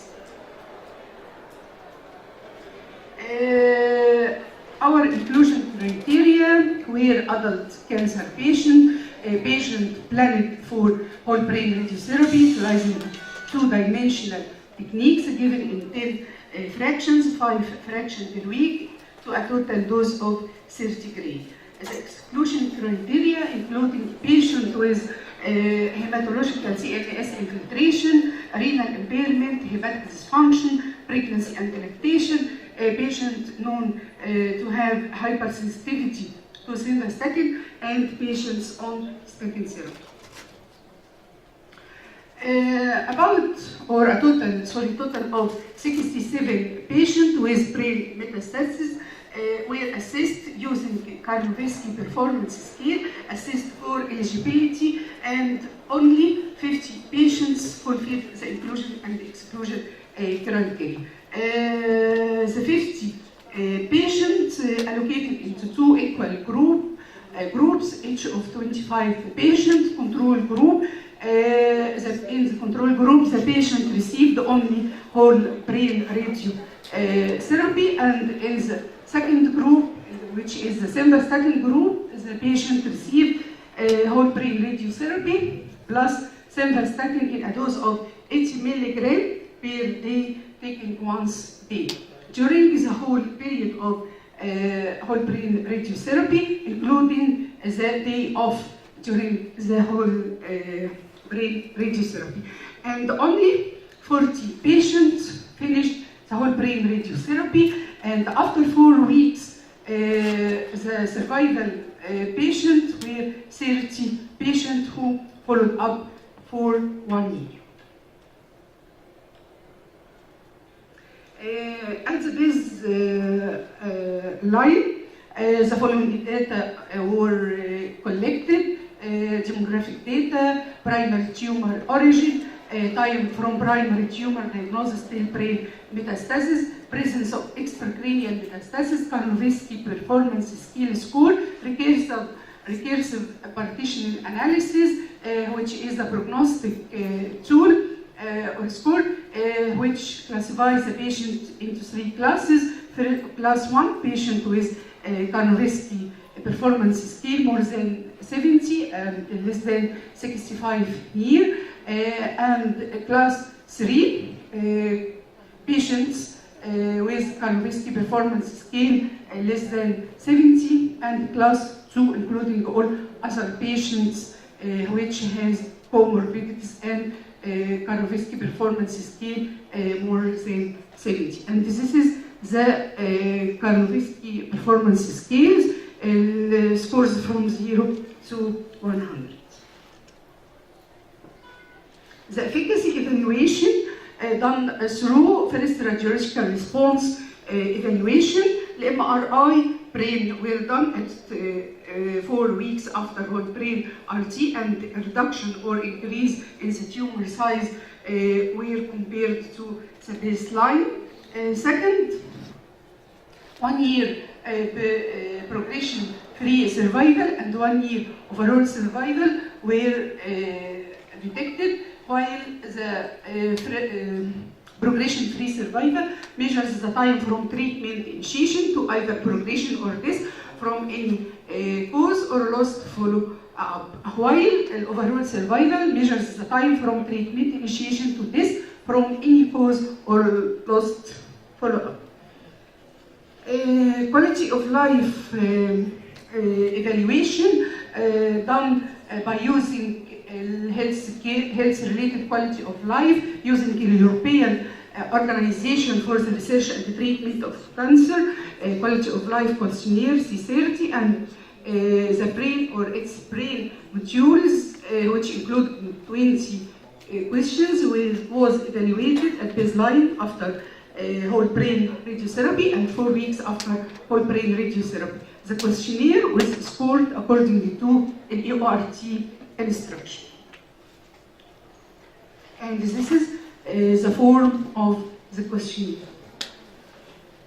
Safety assessment done through a liver function test, myopathy assessment, and the effect of simvastatin on the toxicity profile of radiotherapy. Liver function test done through measuring the ALT and the AST was assessed at baseline and after whole brain radiotherapy to detect any increase in liver function test due to the use of simvastatin. Myopathy assessment, the patient were required to report any muscle pain, muscle tenderness, nocturnal cramping, or muscle weakness during the use of simvastatin to check for the elevation of serum creatinine kinase. The effect of simvastatin on the toxicity profile of radiotherapy, the patients were required to report the occurrence of any side or adverse effect of radiation therapy from the start of radiation therapy and up to 6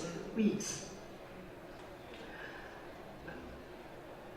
Our results regarding patient demographics, there is no significant differences between the two groups regarding age or gender.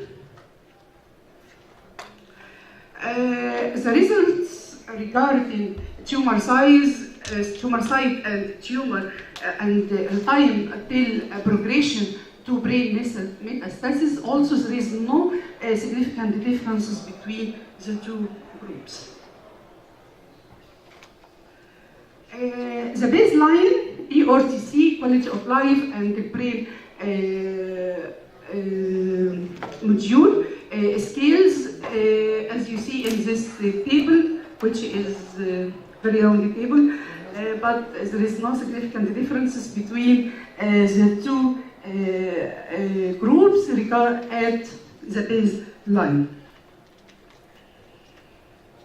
The effect on the health related quality of life using EORTC quality of life questionnaire after 4 weeks of whole brain radiotherapy, there is no significant differences between the two groups, but there were statistically significant difference within the control group with respect to H-skin scale and within the control group and the simvastatin group regarding hair loss scale. Otherwise, there is no significant differences between the two groups. Efficacy evaluation, the radiological response, regarding radiological response, 16 patients have died before radiological response evaluation, and 5 patients did not have MRI scan at 4 weeks after whole brain radiotherapy because of non-compliance follow-up visits, in addition to 1 patient that was unable to do MRI scan because of clinical deterioration. Regarding the non-responders or responders patient, there is no significant differences between the two groups.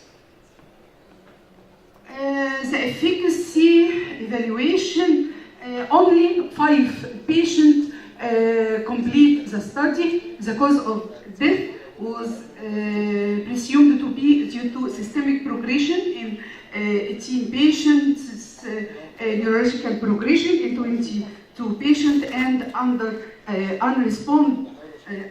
unreported in 5 patients. 1 year progression-free survival were 5.2% versus 17.7% in control group and simvastatin group, while 1 year overall survival rate were 12% versus 8% in control group and simvastatin group respectively.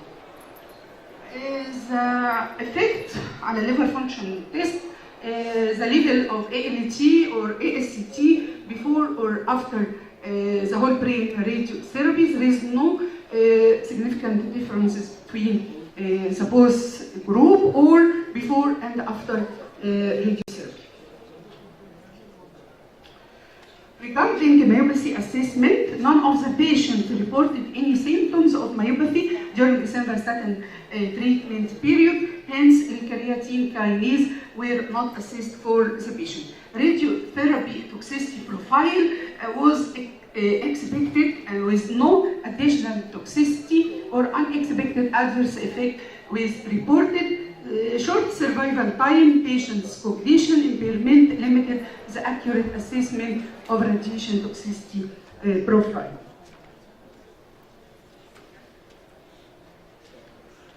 Finally, our conclusion, the radiosensitizing effect of statin has not been evaluated in randomized controlled trials before.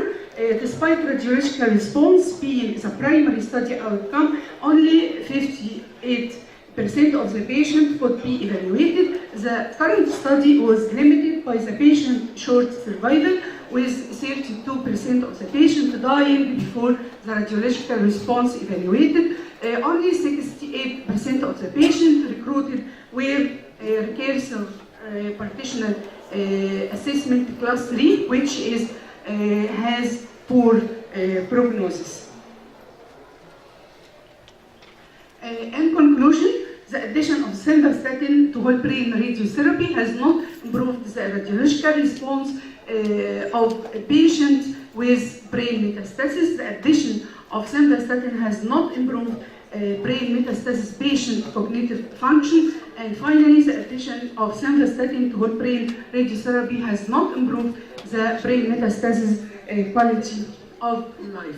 So our recommendation after this study, first, clinical trials with larger sample size using different agent and dosing regimen of statins should be tried. Second, the clinical trial based on the patient classification regarding primary tumor histopathology and RPA classes are recommended. Finally, development of simple Arabic validated tools that could be used to evaluate the cognitive function in both literated and illiterated patients with brain metastasis are needed. And this is work or this study is published in the oncology research journals. And finally, I would like to thank and appreciate our team, Dr. Amr Shafiq, Dr. May Ahmed Shawi, and finally, thank you. Thank you, Professor Manal, for this elegant presentation. Any question? Go ahead.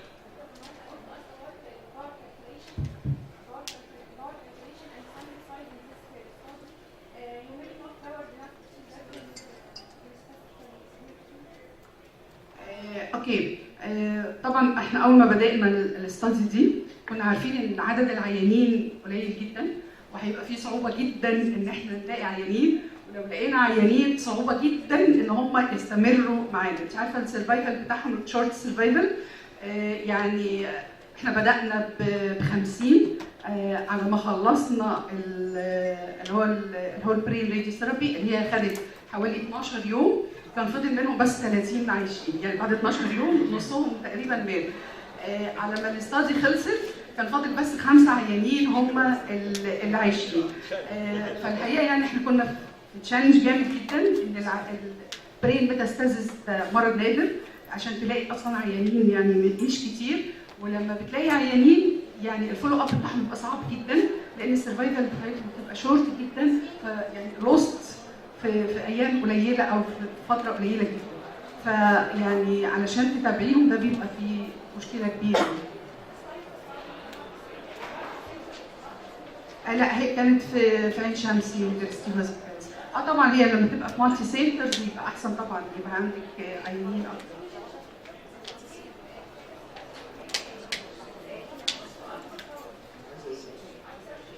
هي الحقيقه برضو اللي كان عامل ليميتيشن في الاستادي الكلاسز، يعني هي هم بيعملوا ايفالويشن بيشنت على حسب حاجه اسمها هي كارلوفسكي بيرفورمانس اسسمنت، وبعدين بيرجعوا يقسموها تاني زي السيشن 3 كده لسب جروبس. فهي طبعا قاسمين 3 كلاسز، كلاس 1 و2 و3. طبعا الناس هو الاحسن ان انت ما تدخلهمش الثلاث كلاسز مع بعض، لان كلاس 1 ده ممكن يعيش لغايه 7 شهور، كلاس 2 ده بيبقى عنده كوموربيديتيز وكومبليكيشنز فممكن يعيش معاك هم اقصى حاجه شهرين. كلاس 3 لا كلاس 2 4 شهور، كلاس 3 ده شهرين وشويه.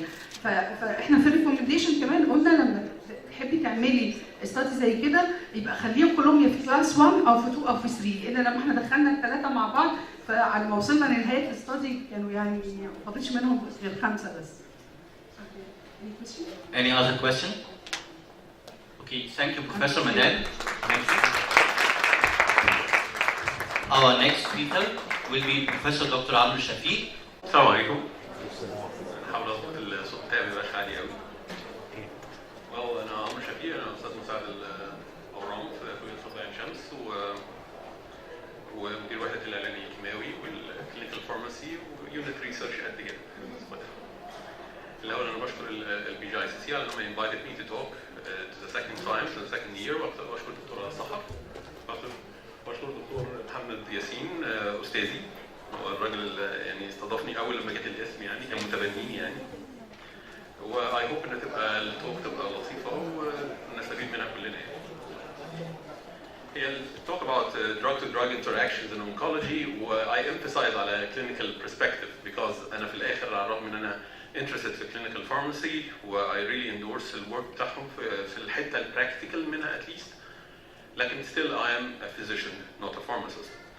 فانا هحاول يخلي السكوب بتاعه من ناحيه البراكتس الحقيقي، يعني من ناحيه what we see in real life, what you can see if you're gonna really practice in oncology، ويبقى عندك مشكله انك توفق الادويه في الحالات مع بعض. عجبتكم طبعا يعني. تيجي قوي مع الصيادله يعني، مع الدكاتره بيقفلوا خالص. مين قال ان احنا عايزين يعني؟ اوكي، اهم حاجه كرامتنا يعني. Anyway, so we talk about drug interactions. So drugs can interact with literally everything. يعني لو كان ينفع احط اللاين مثلا يقول انه بيinteract مع الهواء، هو حقيقة ممكن interact مع الهواء، مع المية، مع everything. بس هقول الحاجات what we really يعني see in practice. So it can interact with other drugs. It can interact with food. It can interact with supplements, OTCs, vitamins, whatever. And it can interact with medical condition. يعني certain situation in a patient per se ممكن تخلي البيهيفير بتاع الأدوية تختلف من حد لحد. البوسيبل effects بتاع الانتراكشن زي أي علاقة بين يعني اثنين يتفاعلوا مع بعض يؤدي إلى outcome، والoutcome ممكن يكون حاجة من 3 حاجات. يا decrease action of the drugs اللي هو وطبعا الدراج الأزرق اللي فوق ده هو ده اللي احنا بنحاول نأسس عليه يعني. يبقى حصل له decrease للأكشن بتاعت الدواء ده، أو increase الأكشن بتاعت الدواء ده، أو cause adverse effects or adverse events that's more than what we initially expected. تمام؟ And it goes both ways طبعا. وممكن يحصل له in combination، يعني ممكن يبقى في increased action with increased toxicity. These things happens. يعني لما بيبقى في البراكتس عندنا نلاقي مثلا العيان by some error اكتشفناها متأخر ان العيان maybe اخذ الدوز على الهاي رينج بتاعته، هنلاقي ساعتها بن observe a lot of toxicities and in some circumstances، وأعتقد الدكتور محمد ياسين يجري معايا ان ساعات لما نحس على الهاي رينج نلاقي certain effect احسن كمان، بس دايما بيبقى على الثمن، بندفع الثمن، يعني بيبقى very toxic and sometimes it could be dangerous للعيان. However, to clarify فكرة ان drug to drug interaction is not as negative as possible. هي غالبا بتبقى negative, but in certain situations we actually use this drug to drug interactions. So it could be intended. So drug to drug interaction could be intended in some circumstances, but mostly it could be an undesirable interaction or effect. So adverse drug to drug interaction are a major cause of morbidity and mortality. مش محتاجين حد يقول لنا في الحكاية دي. We note that 20 to 30% of all adverse drug reactions are caused by interaction between drugs. And these reactions, so mainly side effects بنشوفها. أنا عارف السادة عندهم مشكلة في الادverse effect والside effects، ودايما لما هحاول أفهمها بتلخبط في الآخر، فأنا يعني بفوتها لي. بس يعني الحاجات الوحشه اللي بتحصل بتزيد او بنسبه كبيره بتبقى نتيجه تفاعلات ادويه مع بعض متاخده واحنا maybe عارفينها و maybe مش عارفينها. Okay? However, this reaction are clinically relevant in up to 80% في ال elderly patients ودي هتبتدي يطلع لنا population اللي انت maybe تبقى more minded او more مركز قوي معاهم اكتر في الحته بتاعت الدراج تو دراج interaction because they are extremely sensitive ليها وهم ال elderly population and we're going to discuss it here. لو في الكيرف الجراف ده البسيط هو ده بتاع الثيرابيوتيك ويندو اوف ا دراج. انا هعلي صوتي عشان هو المفروض الثيرابيوتيك ويندو هو المسافه اللي بين بدايه ظهور البنفيت ده بيبتدي مع اللاين الجرين ده وبدايه ظهور التوكسيسيتيز اللي احنا مش عايزينها عند اللاين البيربل. So when we put another drug that interacts, it can push the drug that we are using either down فبالتالي يلوز الافيكاسي او يجو up فيبتدي يدخل في ناحيه المور toxicities. So the therapeutic window is an issue that we usually think about when we are giving treatment. So بالذات في الانكولوجي وهكلمكم برضه عليها. The risk of drug-to-drug interaction has been found to increase markedly with the number of concomitant medications. Logic explains everything. يعني كل ما انت تزود الادويه اللي انت بتستخدمها سميها prescription سميها combination كل ما الدنيا تبتدي more complex. كان في تيبل لطيف ده بيبين لنا number of drugs كل ما نزود عدد الادويه اللي بتتاخد in combination مع بعضها ال incidence of interaction بتزيد whatever estimated or actual. بس الحقيقه ان انت على around 8 drugs in combination incidence of interaction بتوصل تقريبا 100% estimated و actual. So the more you give treatments the more toxicity you're gonna get, the more interaction, the more erratic and more مش clearly تقدر تحكمها. عشان كده عندنا في الدكاتره لما كنا نواب نبص على ناس روشتاتهم كده تلاقي دكاتره الباطنه حبايبنا طبعا يعني كاتبين 50,000 دواء وش وظهر عارفين الحياه دي كلها يعني في حاجه غلط هتحصل يعني فاهم. فيعني وفي واحد كاتب دواء يعني دوايين وتبقى انت بتنقده قوي وتقول ده شكله ضعيف بس maybe لو هو ده نيته maybe he is right يعني. اوكي هنا دي التركه الحقيقيه بقى يعني when you call to practice الكلام اللي قلته ده لطيف وظريف وكل حاجه بس هي دي الكي بوينت. هي مش باينه في وسط السلايدز ومش باينه ان هي اهم حاجه بس هي دي اهم حاجه. لان انت لما تيجي بقى للواقع يعني هيتصارع هنا بقى الكلينيكال فارماسي الناس اللي هو الاكاديميك والناس اللي بتشتغل في الريل لايف. ليه؟ اولا not all drug to drug interaction can be predicted. دي اول حاجه. And those that are predictable are not always avoidable. وهنا بقى تيجي السيتويشن ان انت في سيتويشنز كتيره بقى في البراكتس هيقول انت بتقول السنه الجايه لما في البراكتس الحقيقي انت بتلاقي نفسك يعني بيقول لك يعني وده حصلت معايا كتير. الكلينيكال فارماسي بيقول لي الدواء ده بيحب اول لما يبتدوا الناس تذاكر كلينيكال فارماسي ويبتدي البراكتس بيبتدي يكرهوا البروتون بامب انهبيتورز بيبتدوا يعني يتحرشوا بيهم يعني البروتون بامب انهبيتور they don't want to give it يقول لك this is slow like الاسيديتي ده هيغير مش عارف ايه هيغير مش عارف ايه ويبتدوا يعملوا يعني يبريشر يو. دايما السؤال هو فكره انه how avoidable can we spare it. Sometimes in cancer this is a combination of the chemotherapies that you're taking. Sometimes this is like العيان ابتدى يدخل في مشاكل ليها علاقه بالمعده and he really need a proton pump inhibitor عشان ما يدخلش في gastric ulcer مثلا. تمام؟ ال other alternatives usually are weaker. Okay? So the problem الحقيقيه في drug to drug interaction other than انك تعرف بوجودها وتبتدي تبقى انت منتبه لها ان انت تبقى عارف تتصرف معاها ازاي according لل risk benefit consideration. هي دي الحاجه اللي انت you cannot get it in a lecture. Usually you will need to take you have to have real life experience in order to sail through it comfortably. Okay. That كلام in general. When we talk about cancer patients, they are particularly at high risk of adverse interaction because they commonly receive complex regimens. We سميهم chemo cocktails. We like chemo cocktails. ما بنحصلش satisfaction غير لما ندي ادويه كثيره مع بعضها ونكمباين عليها كمان biologicals عشان تبقى الدنيا more complex and more and we are messing around بس يعني I hope in the day show.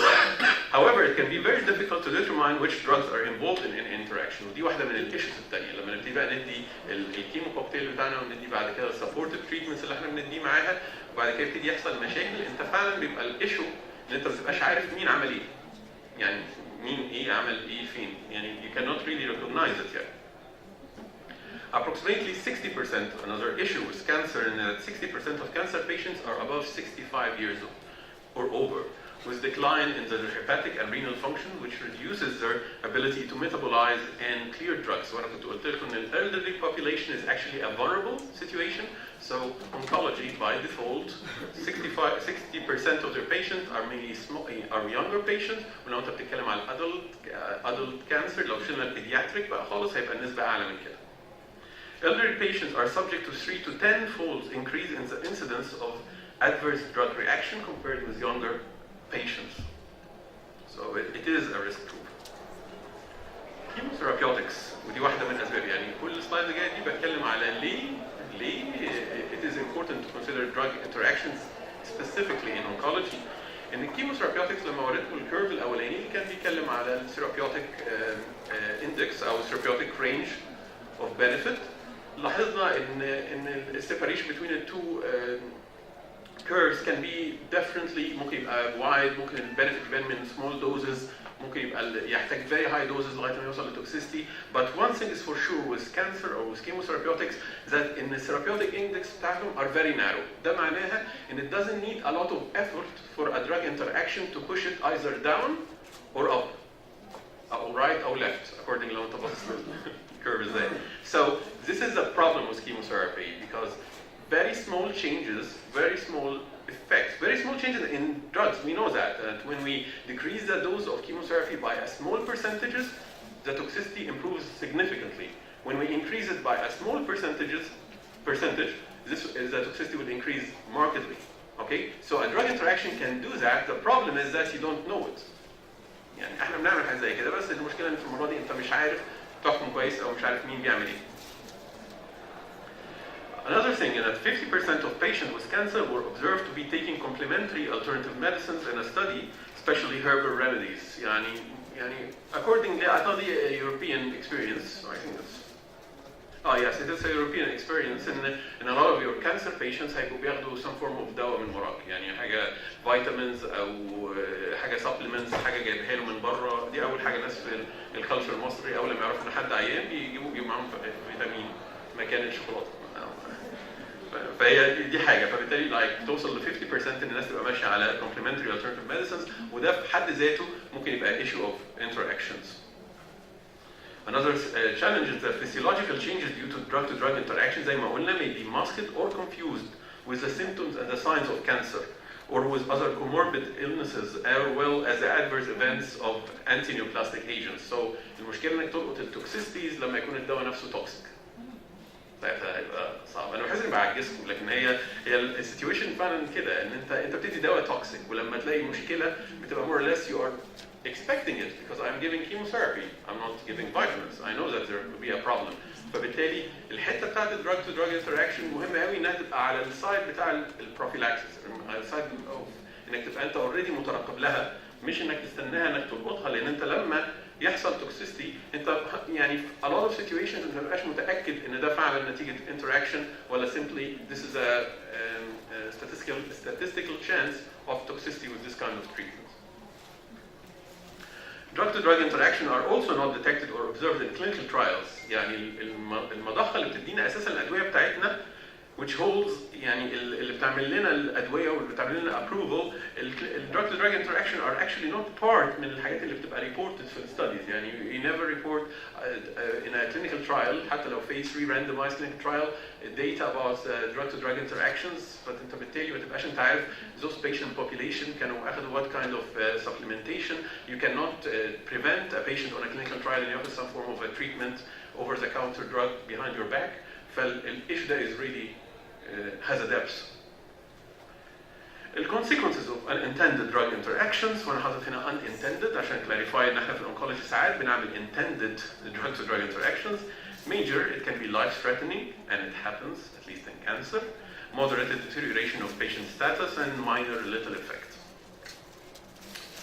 Drug interactions حتى الأكاديميك شوية can be a pharmaceutical, pharmacokinetic or pharmacodynamic drug interactions. It can be wanted or unwanted drug interaction، يعني احنا عايزينها أو مش عايزينها. It can be between cytotoxic drugs and all other potentials.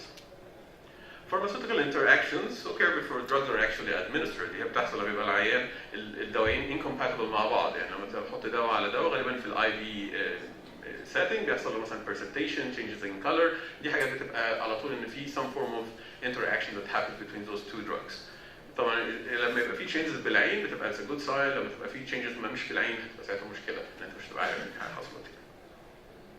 Pharmacokinetic interaction that involves absorption, distribution, metabolism, and excretion, all of them being associated with both treatment failure or toxicities. يبقى anything that related to pharmacokinetics على أي مستوى من الأربعة دول that will also make effect. However, metabolism هو من أشهر الحاجات اللي بنتكلم فيها في الكاينetics في الانتراكشنز. The pharmacodynamics interaction can be divided into three groups. It's either direct effect at receptor function, interference with a biological or physiological control process, additive or opposed pharmacological effects. من الآخر هم على مستوى الإفكت بتاع الدواء، مش على مستوى الميتابوليزم ولا absorption ولا حاجة، على مستوى الإفكت نفسه. The consequences of pharmacodynamic interaction can be an antagonistic effect, it can be an addition or submission, it can be by synergism or potentiation. ما ينفعش اقول محاضره على الدراج انتراكشن اكسبت لما اقول سايتوكروم بي 450. اعتقد دي الحاجه اللي بنقولها في امتحان الشفوي ونسكت بعدها.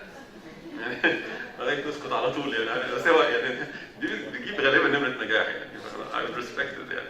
It consists of more هي عائله من الانزيمز. It contains around 50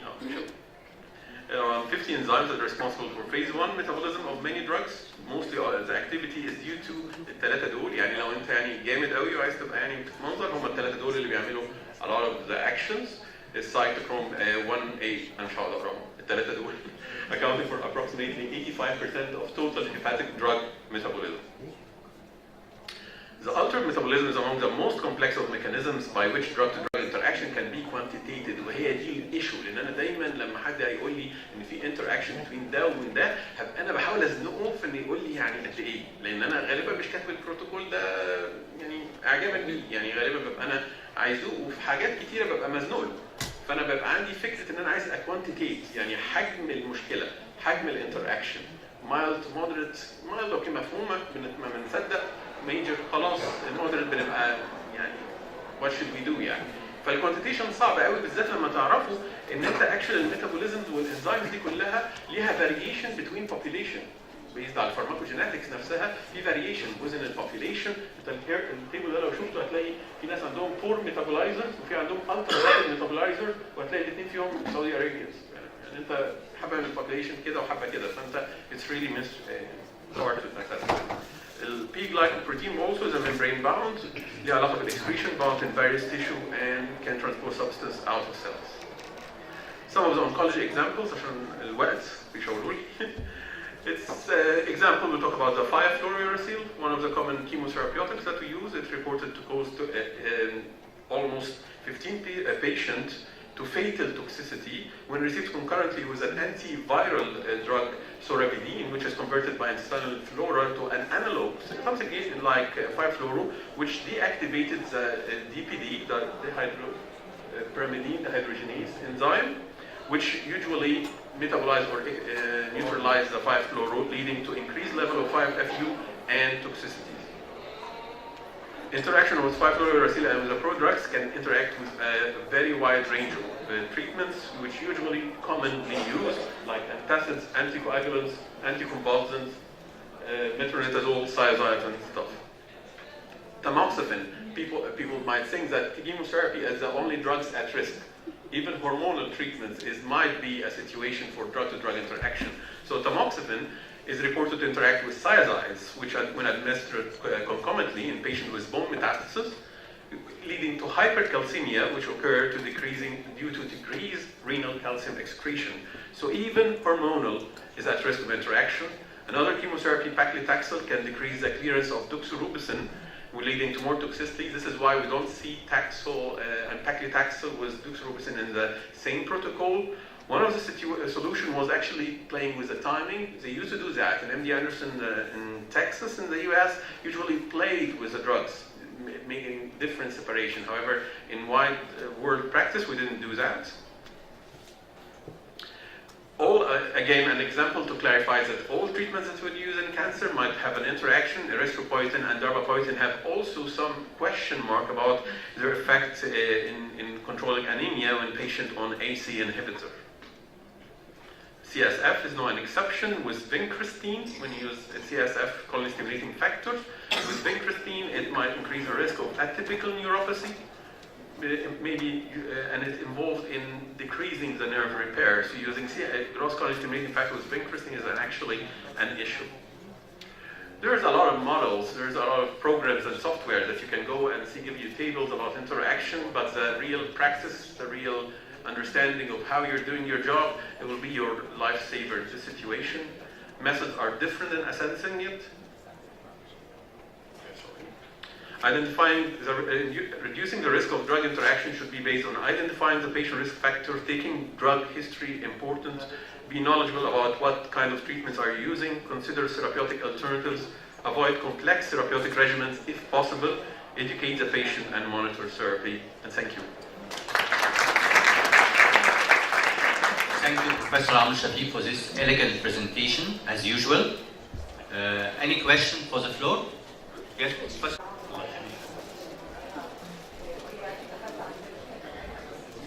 وطلعت اجري بسرعه يعني اتفرجت على طول مش هتلحقوني دلوقتي لا لا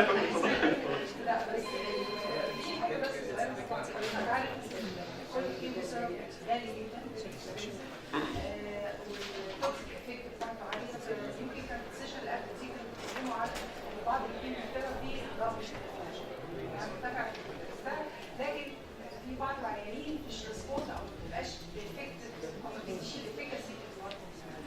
انا بتصور ان احنا معظم المسائل فلما بنعمل فارماكوكاينيتيك ستادي نعمل فارماكوجينيتيك ستادي، لان الفارماكوجينيتيك ستادي هي اللي هتديني او تعمل بريدكت اذا كان عيان هيدي ريسبونس للكيموثيرابي ده او مش هيدي ريسبونس. وبالتالي لو ادى ريسبونس هنكمل، ما كانش هيدي ريسبونس او في جينيتيك ديفكت زي ما قلت حضرتك يبقوا بور او هايلي ميتابولايزر، فاحنا نوفر عليه الثقه من الاول وبلاش ياخد الدواء بالتكلفه العاليه دي، وبالتالي برضه مش هنعرضه لسايد افكت. فيا ريت قبل ما نبدا الكيموثيرابي مع العيان نعمل فارماكوجينيتيك اناليسيس. هو الفارماكوجينيتيك اناليسيس موجود اوريدي دلوقتي، بس مشكلته ان هو فيري اكسبنسيف، ما بنستخدموش في الاول، بنستخدمه بعد فيلير اوف كذا لاين اوف كيموثيرابي. نتمنى طبعا ان يكون العيان يكملوا فارماكو اناليسيس من الاول، وده بالظبط كده. ده في تيست اسمه مايكروفايل بيجيب كل انواع الكيموثيرابي وبيعملها، والاميونوثيرابي والتارجت ثيرابي وبيعمل لها تيستنج قبل ما العيان ما يبتدي، وممكن يقول لك العيان هيرسبوند لايه ومش هيرسبوند لايه. بس مشكلته ان هو فيري اكسبنسيف، يعني تيست حوالي من 6000 ل 7000 دولار. غالبا اللي كان افورد بنستخدمه، بس طبعا ده ما بيحصلش، وبنستخدمه بعد فيلير اوف كذا لاين. فالكلام ده موجود يعني. I guess انا متفق معاك طبعا، يعني الجيناتكس والحاجات دي قصه كبيره، وخلال الحاجات احنا اوريدي موجوده اوريدي. yeah, we are using it. يعني احنا بنستخدمه، بس we did like around 50 patients لغايه دلوقتي لحياه الجيناتكس. بس هي الفكره كلها ما نقدرش نعملها، غالي جدا زي دكتور محمد بيقول. حاجه ثانيه البراكتس نفسه بيتغير، يعني we are not using like classic chemotherapy كتير دلوقتي. في حاجات كتير قاعده تحشر نفسها معانا. we talk about monoclonal antibodies, different drugs, different toxicities. even the interaction pattern is different. We are really يعني احنا يعني ما ينفعش نقول ان we are naive in understanding how they interact together. ودلوقتي كمان في immunotherapy, so things are really complex. However, pharmacogenetics is really important per se لكل دولة ولكل ريس، عشان انت تبقى انت عارف القابليات الاستجابة والحاجات تختلف من حد لحد. Who's benefit هيبقى احسن بكتير قوي. Any question for Professor Amr? Go ahead.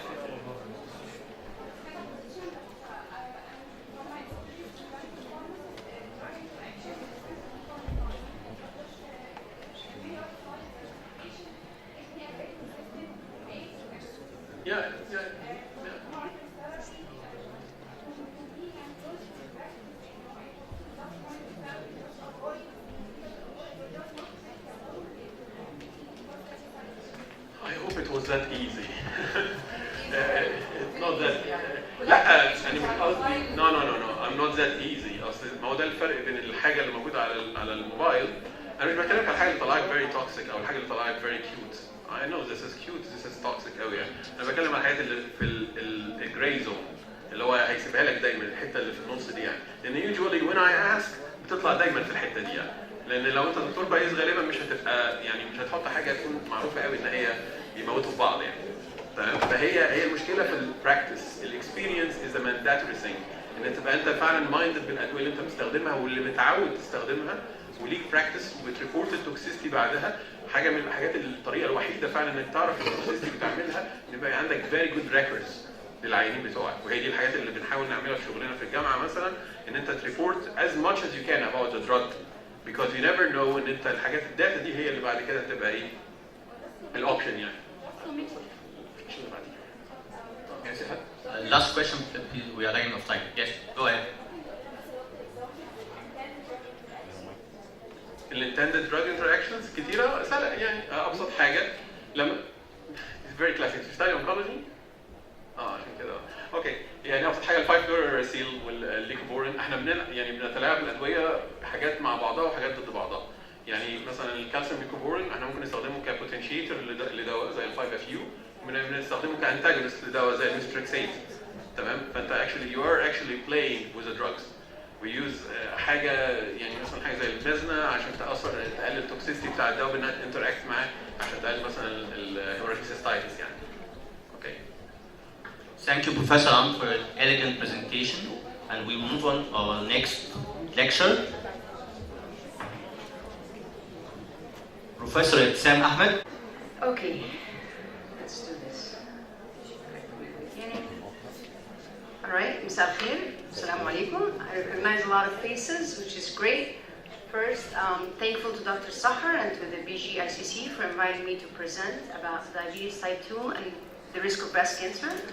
My name, أنا مصرية زيكم, but I live in the United States. I work at a university called St. John's University College of Pharmacists. I'm a clinical professor, and my area of specialty is pain medicine and palliative care. I'm the director of the pharmacy internship at an institute called MGHS Institute for Innovation in Palliative Care. So, when Dr. Sahar approached me and asked me to prepare this topic to talk about diabetes and breast cancer, I was thinking, am I supposed to talk about breast cancer or am I supposed to talk about diabetes? And I was like, I'm sure there's a correlation there somewhere.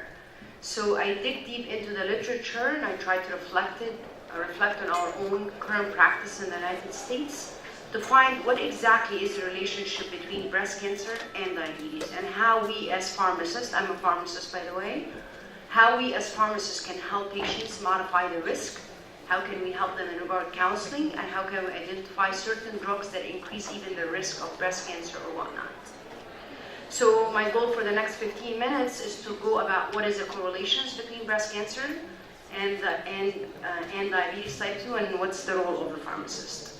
So I have nothing to disclose.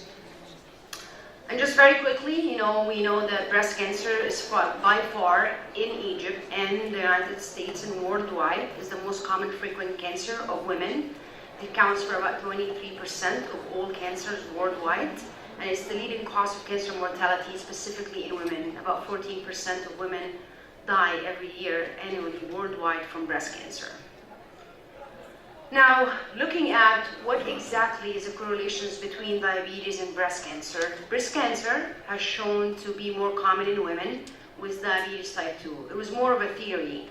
Like some oncologists noticed that some women who were diagnosed with breast cancer, when they were looking at other comorbidities, they found that these women also had diabetes, and specifically diabetes type 2, not type 1.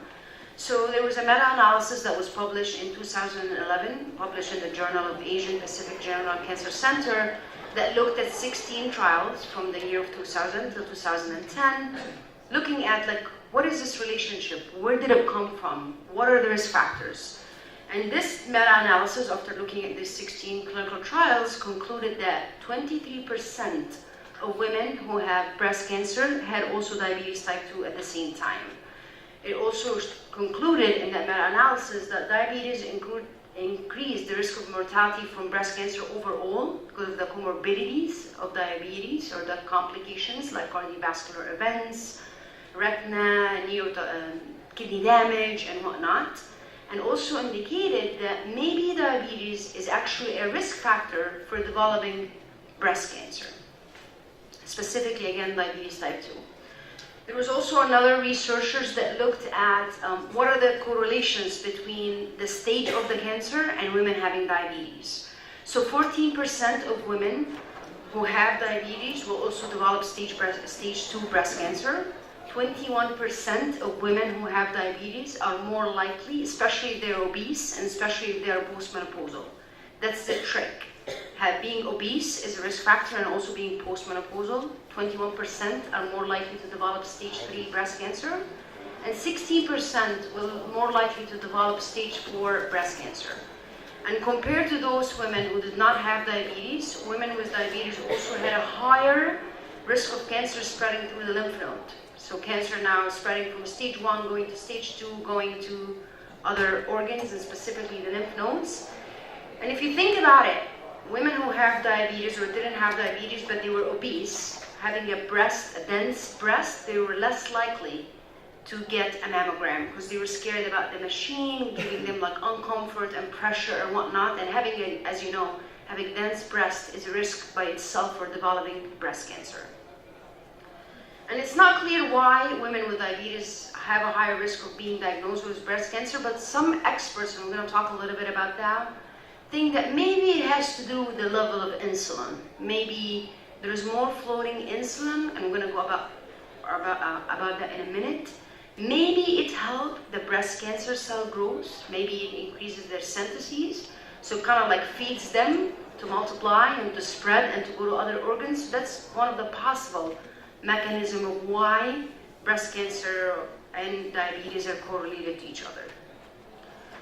Also, there was a large prospective cohort study done between the 1998 and 2013 that showed an increased risk of total mortality among women with breast cancer.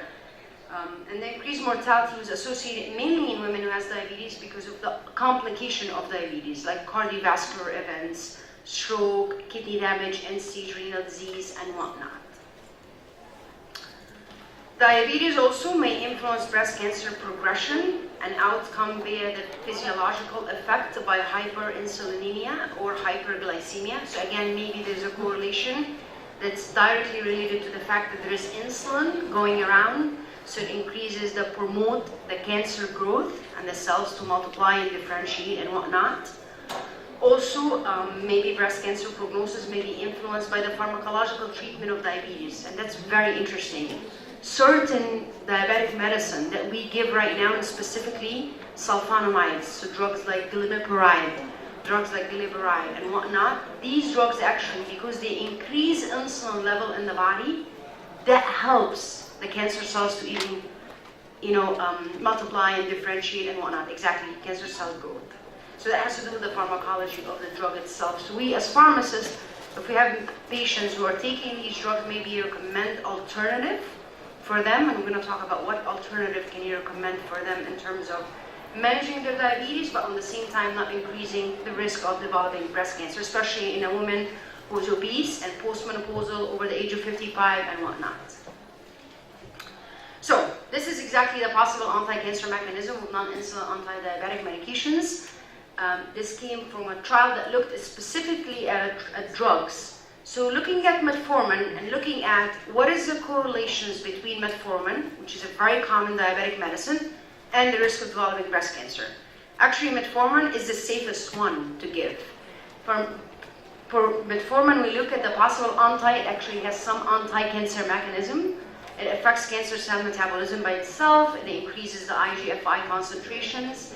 It plays a role in reducing the insulin resistance. So overall, metformin reduces the cancer risk. So if you do have a woman who is newly diagnosed with breast cancer, newly diagnosed with diabetes, she's obese, she's postmenopausal, it's recommended to give her metformin over sulfonamides or sulfonylurea 100 times because it decreases the incidence of breast cancer. Looking at thiazolones, also they reduce the insulin resistance, so it's another alternative, moderately reduce risk of cancers, but the biggest one that we worry about is again sulfonamides, drugs like glimepiride and glyburide, because they increase level of circulating insulin. So insulin becomes what we call epigenetic. It becomes more of like plays that role with the genetics and increases the overall risk of cancer, again specifically in a woman who are postmenopausal and obese. There are also some risk factors. So we as pharmacists, you get a patient right now, looking at the risk factors for either cancer, like let's say you work in a community, and you have women right now who is like 55 coming to pick up her regular medicine and whatnot, looking at risk factors. So risk factors are divided into two types. We have the stuff that we can modify, and we have the stuff that we cannot change. If you're a man, you're always a man. If you're a woman, you're always a woman, right? If you have a family history, you cannot delete your DNA. You cannot change your genetics. Like we were talking about, like genetics is huge right now, especially in the States. You cannot do that. So what are some of the non-modifiable risk factors for diabetes type 2 and for overall breast cancers? Being older, we know that the older, specifically breast cancer now is common with women over the age of 40 and the incidence is higher over the age of 70. So these are the women that we want to screen and screen and screen and screen. Like American Cancer Society talks about that over and over. Women who are over the age of 44, they should get a mammogram. Women who have higher risk factors like family history or a first degree relative, they should go every 2 years, a mammogram, MRI, more specific recommendations. So being older is a risk for diabetes type 2. As you can see here, 27% of adults over the age of 65 have been diagnosed or have undiagnosed diabetes, specifically in Egypt. If you think about it, people don't like to go to the doctors. Like Dr. Amr said, people go to the OTC pharmacy or go to the community pharmacy to get treatment. And again, the older, for breast cancer, the older an individual is, the more likely he or she, breast cancer is not only found in women, it could be also found in men. And again, the highest rate are over the age of 70. Gender-wise, 11.8% of all men over the age of 20 have diabetes versus 10.8% of all women. And men are more likely to have an undiagnosed diabetes compared to women. Women more prone to show signs and symptoms of diabetes versus men. And being a female, as we know, is the most common risk factor for breast cancer. Women are 100 times more likely to develop breast cancer compared to a man. Having a family history of diabetes, if your sibling had it, if your father had it, like my dad had it, my cousins, they all have it. All my dad's side, they all have diabetes. So I'm walking around like waiting for it now at some point. I cannot eat it, I cannot change it, but I'm trying to modify my diet as much as I can not to get it. But if you have it genetically, sometimes you can't really do much about that. And breast cancer, also a family history of certain types of cancer increases your risk of overall cancer, especially if you have genetic factors or lifestyle, like you have BRCA mutations, your grandma had it, your mom had it, or whatnot. The modifiable risk, and this is where pharmacists can play a role, can recommend alternative, can recommend lifestyle modifications, can recommend management of certain disease states. So if you have, for example, someone that looking at specific disease, having high blood pressure. Having high blood pressure, it's reported that 2 out of 3 people with diabetes will also have hypertension as a complication, or vice versa. However, having a high blood pressure has nothing to do with breast cancer. It's not a risk factor. Having hypertension is not a risk factor to develop breast cancer. But having hypertension and diabetes and obese and postmenopausal, that would put you at a risk for developing breast cancer, right? Being physically inactive, it's just being exercises and whatnot overall decreases your risk of breast cancer and your overall risk of type 2 diabetes. Being overweight or obese, again, we said over and over, overweight is a risk factor for diabetes and also breast cancer, especially in postmenopausal women. Eating a healthy diet. Tomorrow you will hear about drug nutrition interactions or whatnot. Diet that's low in red and processed meat, protect against type 2, and some studies have shown that eating vegetables lower the overall risk of cancers in general. However, there's no link between high-fat diet and adulthood and increased risk of breast cancer has been shown. Smoking, it's what we call an independent risk factor for developing diabetes type 2, but overall smoking increases many disease states, diabetes, hypertension, eye problems, kidney problems, and whatnot. And also smoking effects on breast cancer still unclear. The data is very controversial. We have more data regarding lung cancer for sure, but there are some data saying even if you smoke, you still have an overall risk of developing cancer, regardless of the type of the cancer. And having metabolic syndrome or insulin resistance syndrome, again, if you have a diagnosis of metabolic syndrome, can result in up to 5-fold increased risk of developing type 2, and there's an association with moderately increased risk of postmenopausal breast cancer. So again, we talk about postmenopausal women who are obese over and over and over.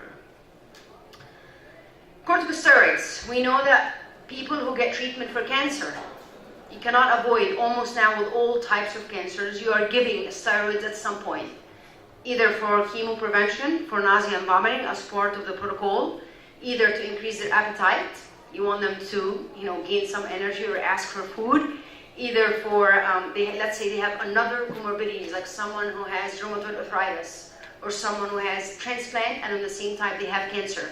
They need to get the corticosteroids. You cannot really avoid corticosteroids in a cancer patient, it seems like right now.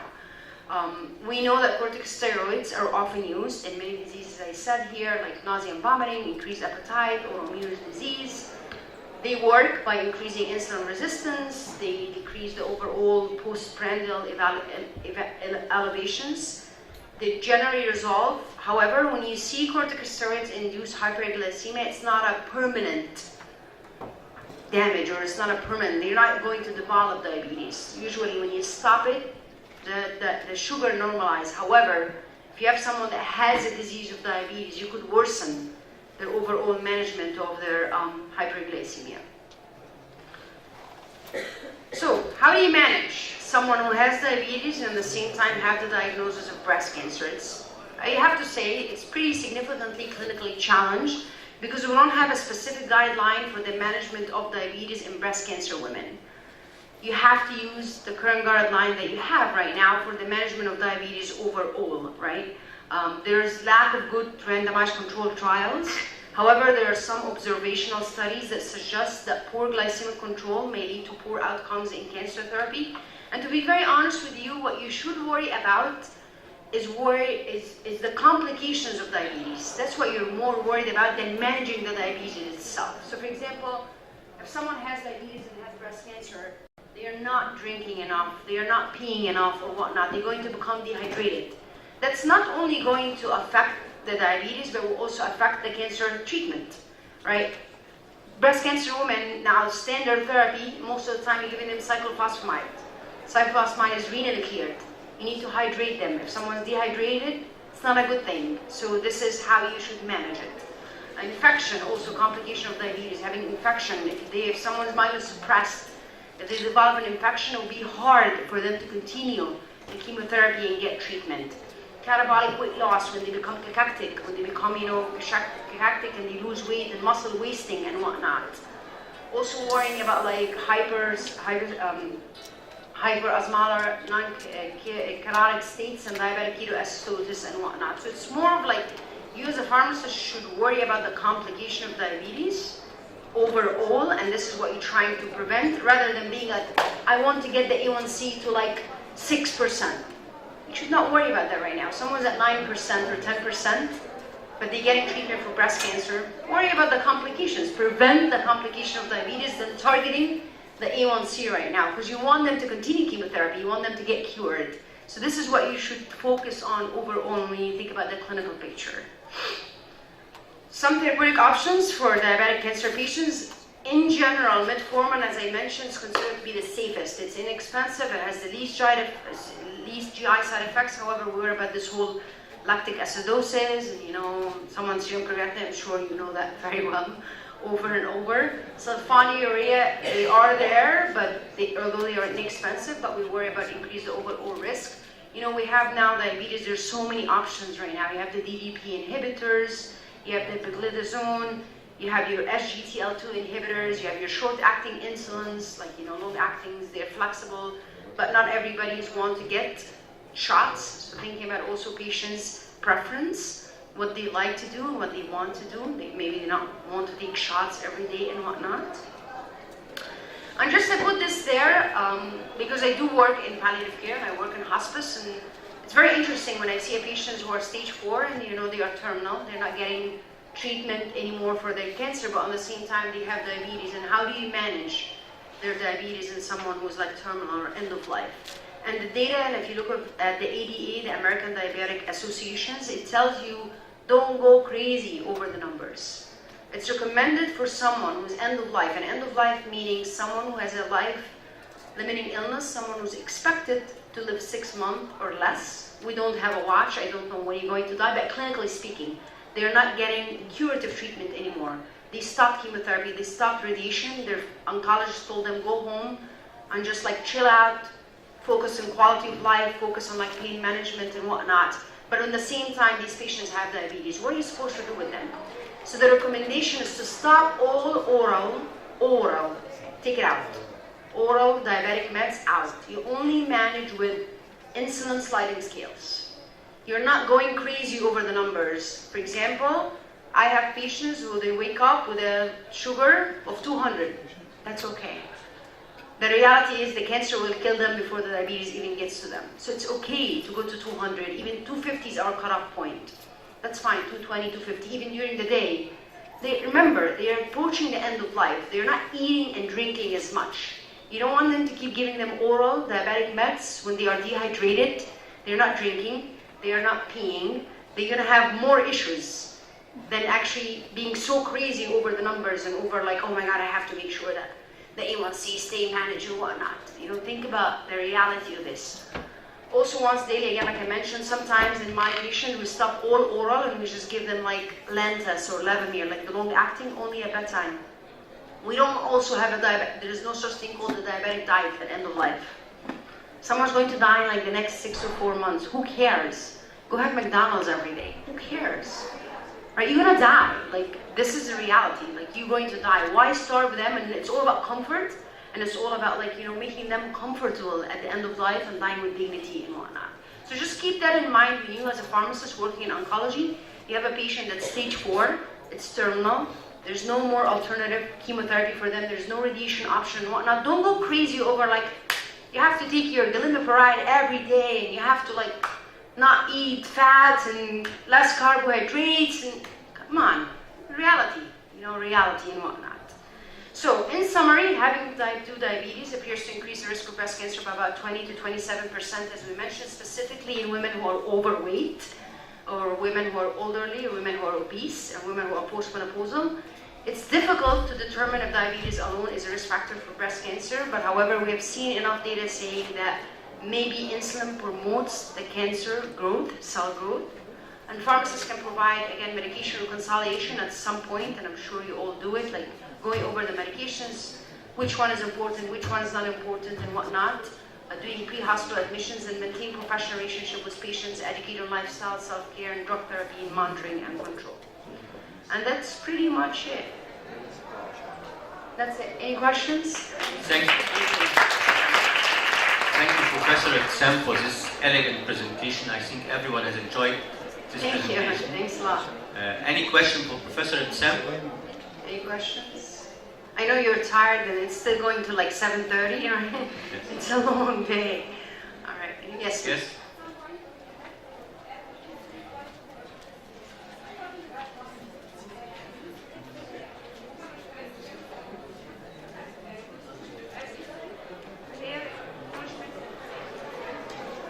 Okay, you said something about insulin and pre-diabetic. Say it again.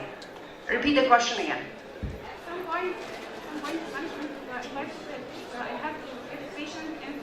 Exactly, yeah. Especially, you know, when the A1C is 11, oral is not going to do it. You have got to introduce insulins, absolutely. In this case, insulin is option for the woman with breast cancer. Okay, so women who already have breast cancer, you have to think about where is the cancer? Is it curable? Are in the remission? Is it stage 1? Is it stage 2 or whatnot? I'm not saying not to give insulin. This is not what I'm saying. I'm saying if you have a case where someone, their A1C is relatively newly diagnosed, like 7, 7.5 or whatnot, metformin would be over insulin, which is the current guideline for diabetes anyway, exactly.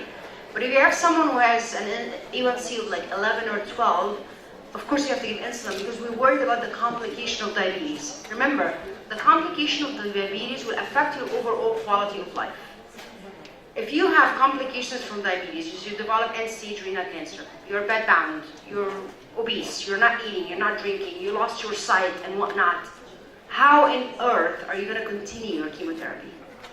right? This is what I'm worried about. So of course I will give insulin to try to get better control of the diabetes at the moment, because I'm trying to prevent the complications while initiating chemotherapy if they can. But I'm saying if someone is early on, right, early on, like diagnosed with a lower A1C, I would never go to insulin, which is the current guideline in general.